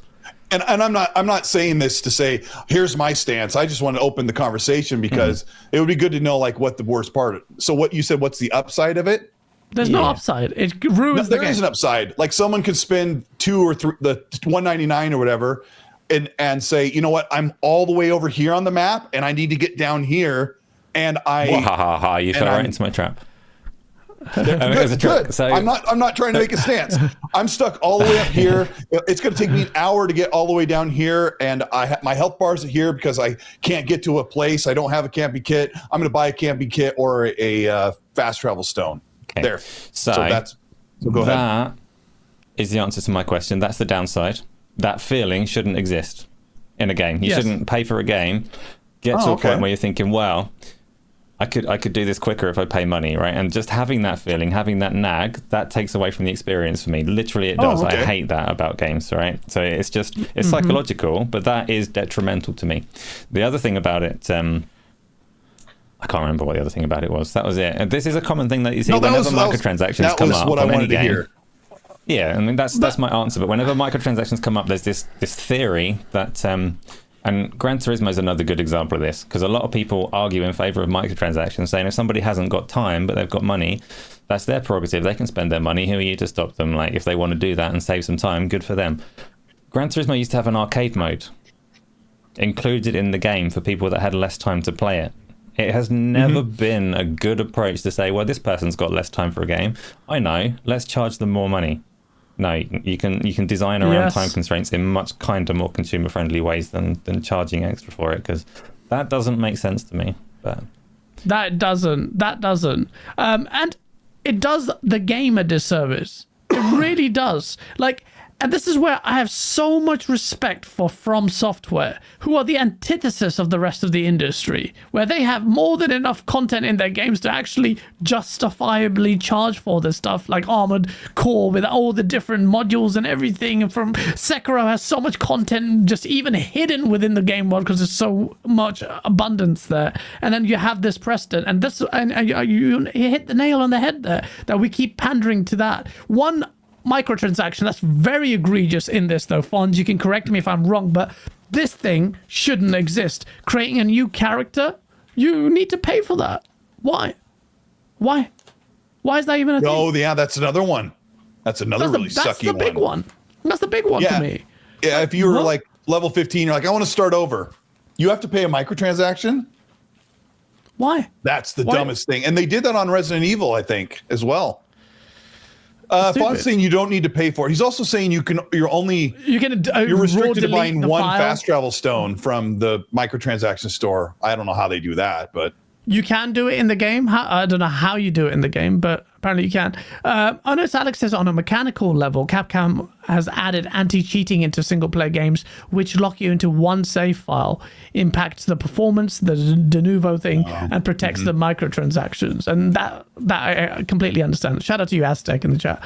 Yeah, no, absolutely. Like, if you tell Alex to quit pirating games, we wouldn't have that problem.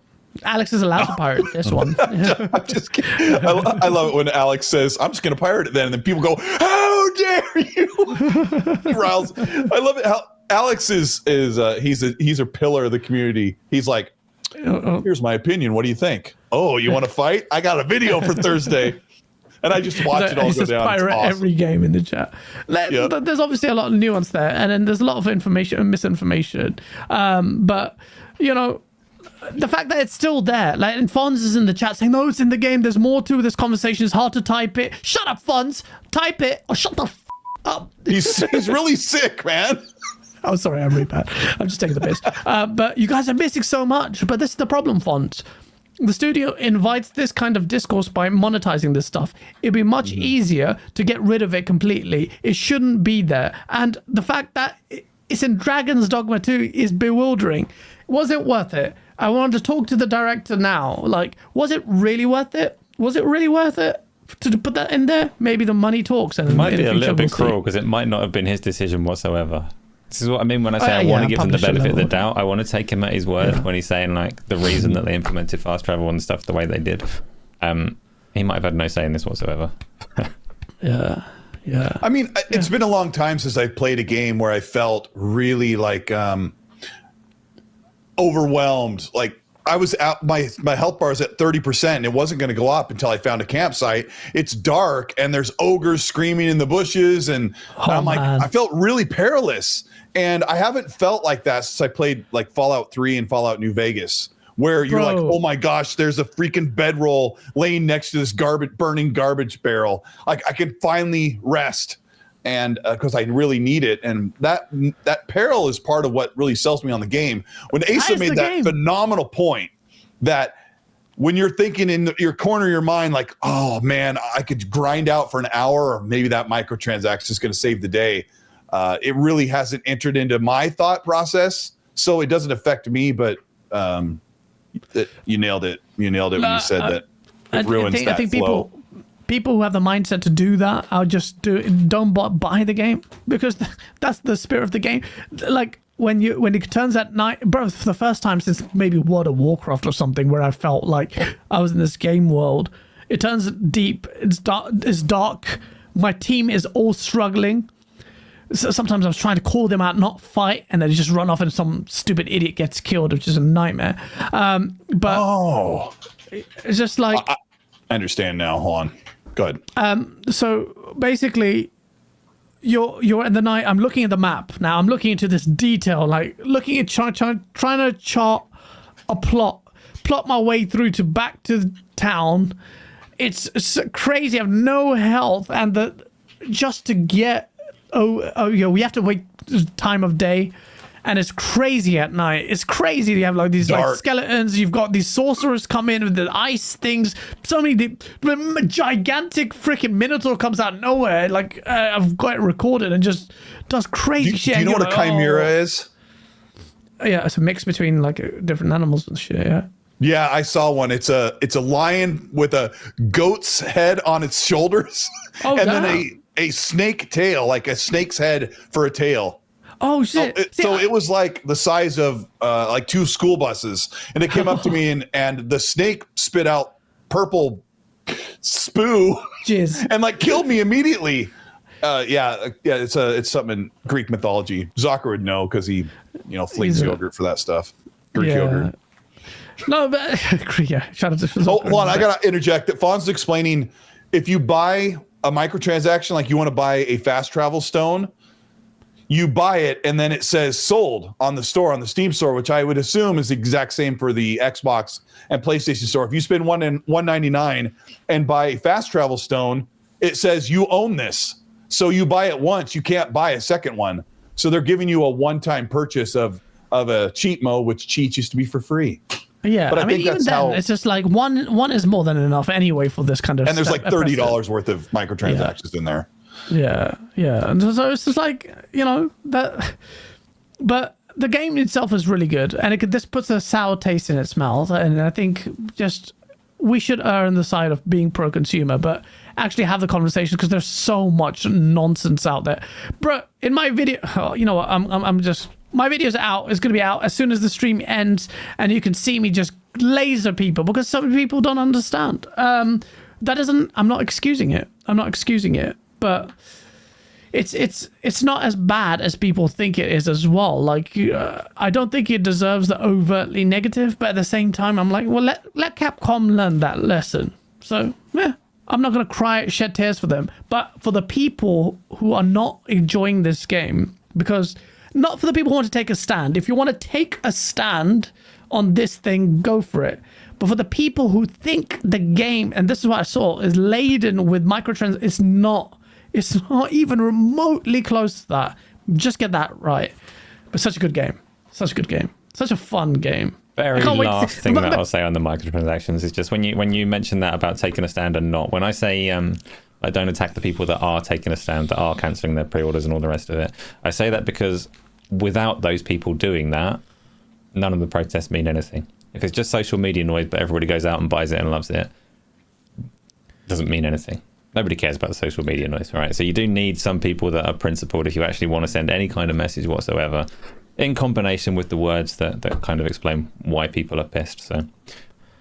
Yeah, we have already lost that battle. About the deluxe edition, so you already got have away from us with Oblivion. So. Oblivion?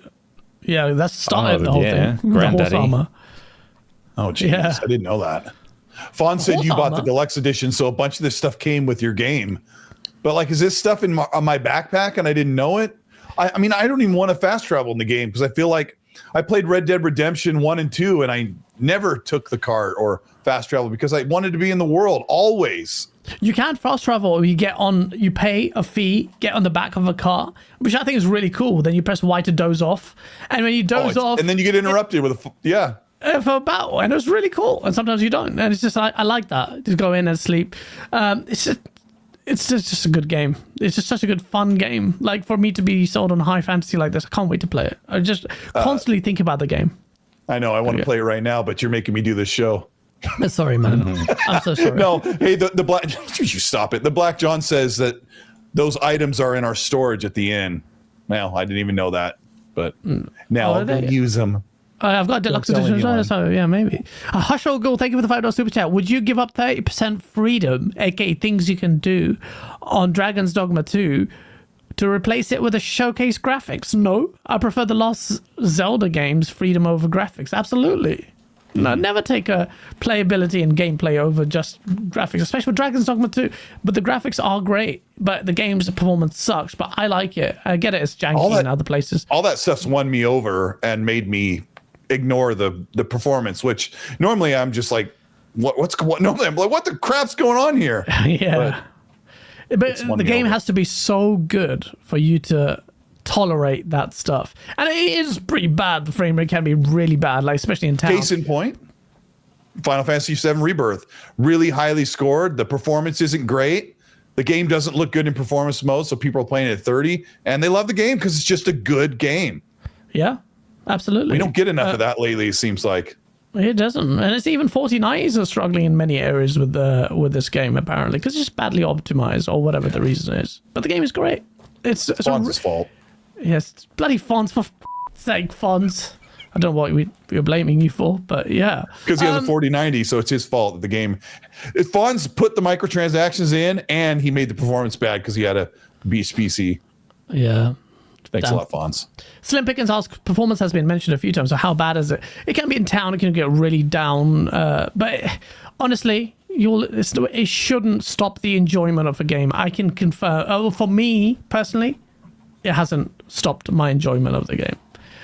And it's good, like, I'm not going to go back and play Dragon's Dogma 1, but people are saying, Gaz, now you've awakened and you understand. I'm like, yeah, I do. The one concern I have, because I've only played it for a few hours, I don't know how big the game world is in terms of the totality of its map, is the enemy variety. Like, I've seen the trolls, you mentioned the Chimera, I haven't even seen, Griffin and some other thing, Matador, like a Matador, whatever, not Matador, Minotaur. Yeah, Minotaur. I haven't seen, yeah, just, I'm like, Sorry. I think I shared the clip as well. But other than that, it needs to have a little bit more. And yeah, Dragon is pretty given the name and the story and what happens at the start. But yeah, I want to see more of that. I want to see how the game pans out. Just loving the questing, loving everything, loving the the time of day and the pervasive time thing, which is really cool. Like, things will happen, like, just naturally, like the boulders breaking over a period of time, like water leaking. It's like you meet NPCs at night. It's such a good game. That intro when you break that dam with the boulder, I yelled so loud. I couldn't believe it, and it looked really cool. Yeah, it looked really good, man. It's amazing. Shout out to B Martin, man. He just gifted frickin' Hydra. That's the yeah, I think it'll be a staple now. Thank you for gifting 5 memberships. You got it to C Mustard, Magnum, Gotham, Persofiking, Vink, and A2. So thank him for giving those memberships out, man. Much appreciated. So yeah, man, Dragon's Dogma 2, potential game of the year. I think you should deserve game of the year. I haven't played Final Fantasy VII Rebirth. I haven't even been in any story parts at all for Dragon's Dogma. I've just been doing like little quests, like, can you go check on Nordbert? He went over by the wolves and I haven't seen him, and I'm still loving it. So the story modes are really good as well, like, especially if you have the thief class. I don't know how varied it is, but also the game allows you to change vocations just on the fly. Like, you can just go in, then switch up to, and that's really cool. So you get to really experience all that. That's just such a good game.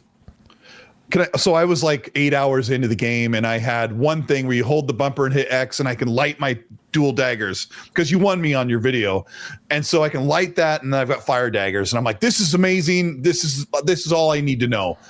And then I realized I could go to town and go to the vocation guild and add more powers. I'm like, I could do a Y power, a B power, and an A power, and there's 2 tiers. And this is last night at like midnight. Yeah. And I did all this stuff, and now I have a rope where I can throw it out, pull in enemies, and stab them. Back. Yeah. Oh, just be aware, you can customize your pawn just as much, because that's not necessarily that clear. Go to that same menu. Yeah. Oh, hit the right trigger or right bumper, whatever it is. Load up your pawn with all the skills as well.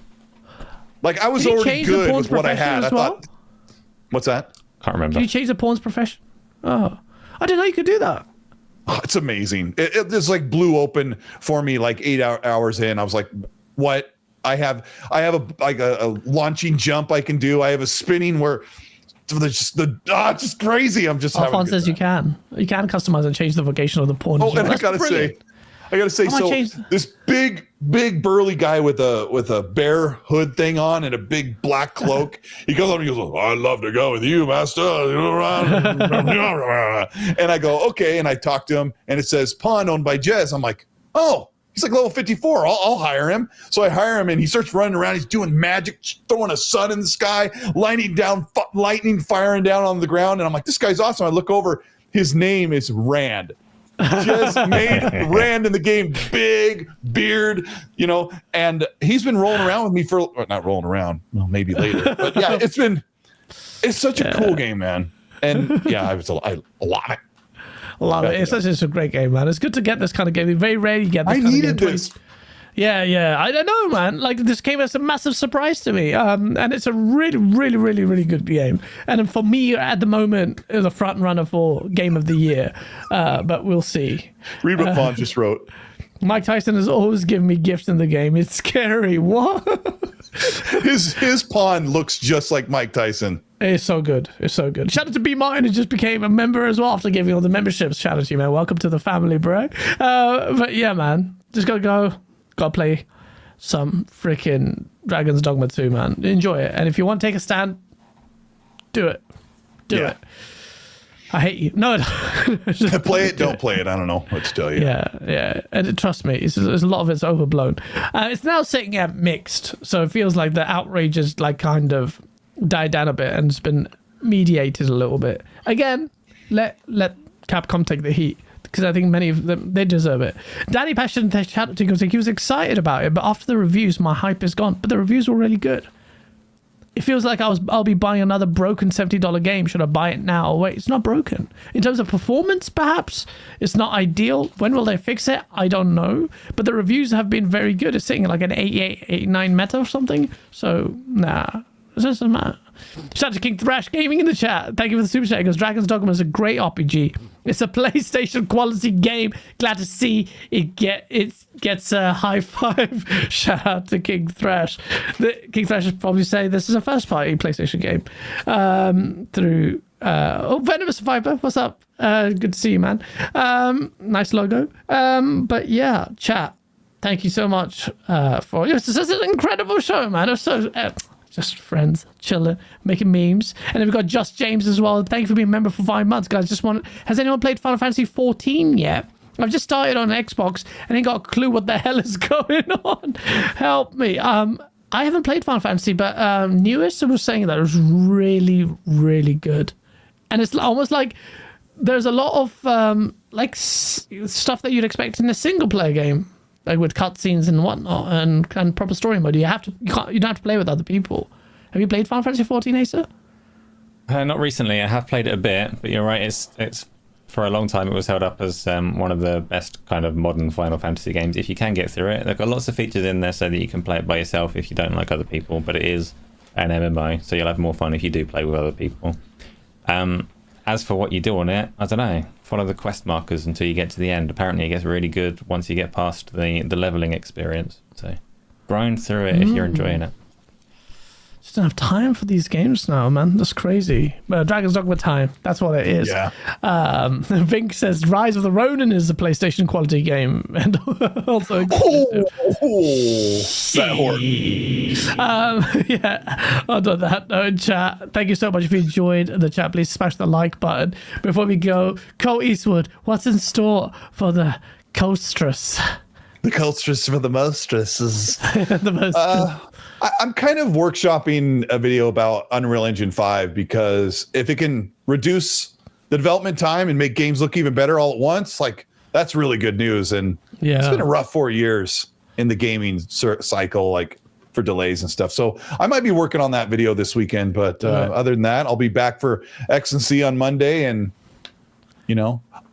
it's like just play some games. I'm just going to play Dragon's Dogma. Like instead of getting something actually accomplished, I'll probably be playing a lot of Dragon's Dogma too. I'm just really glad that it surprised me. And it's good to be happy when you're playing stuff, because I was playing a lot of Banisher's Ghost of Eden. It's really good, but sometimes it's just a bit too slow. A lot of walking around like, why can't you get around here? Let's go look over here. But it's still a great game, but it's on the back burner now because Dragon's Dogma 2 is the stuff right now. So that's definitely, man. It's put my Cyberpunk in the back burner as well. It just sucks. But yeah, man. Yeah. Asa, talk to the people. Yeah, I'm doing the usual stuff. So Gaming Arcadia's got podcasts on like Tuesday, Wednesday, Thursday, games on Sunday, games on various other days whenever they come up. But the big community one is Sunday, which is going to have Halo, because there's been an update to Halo this week. So I want to check that out with the group.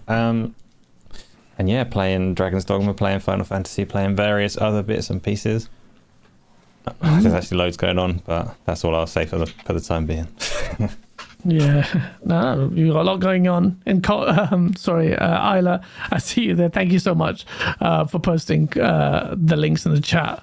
Yeah, so hey guys, my little rant video is going to come out on Dragon's Dogma when I'm murking people who either left stupid comments on my video or the shit on social media. It's going to be fun. It's going to be fun. There's a little skit in there that you might like. But do check it out on Septic Source as well. And we will see you next week. The timestamps will be up very soon as well. Thank you so much. Hit the like button.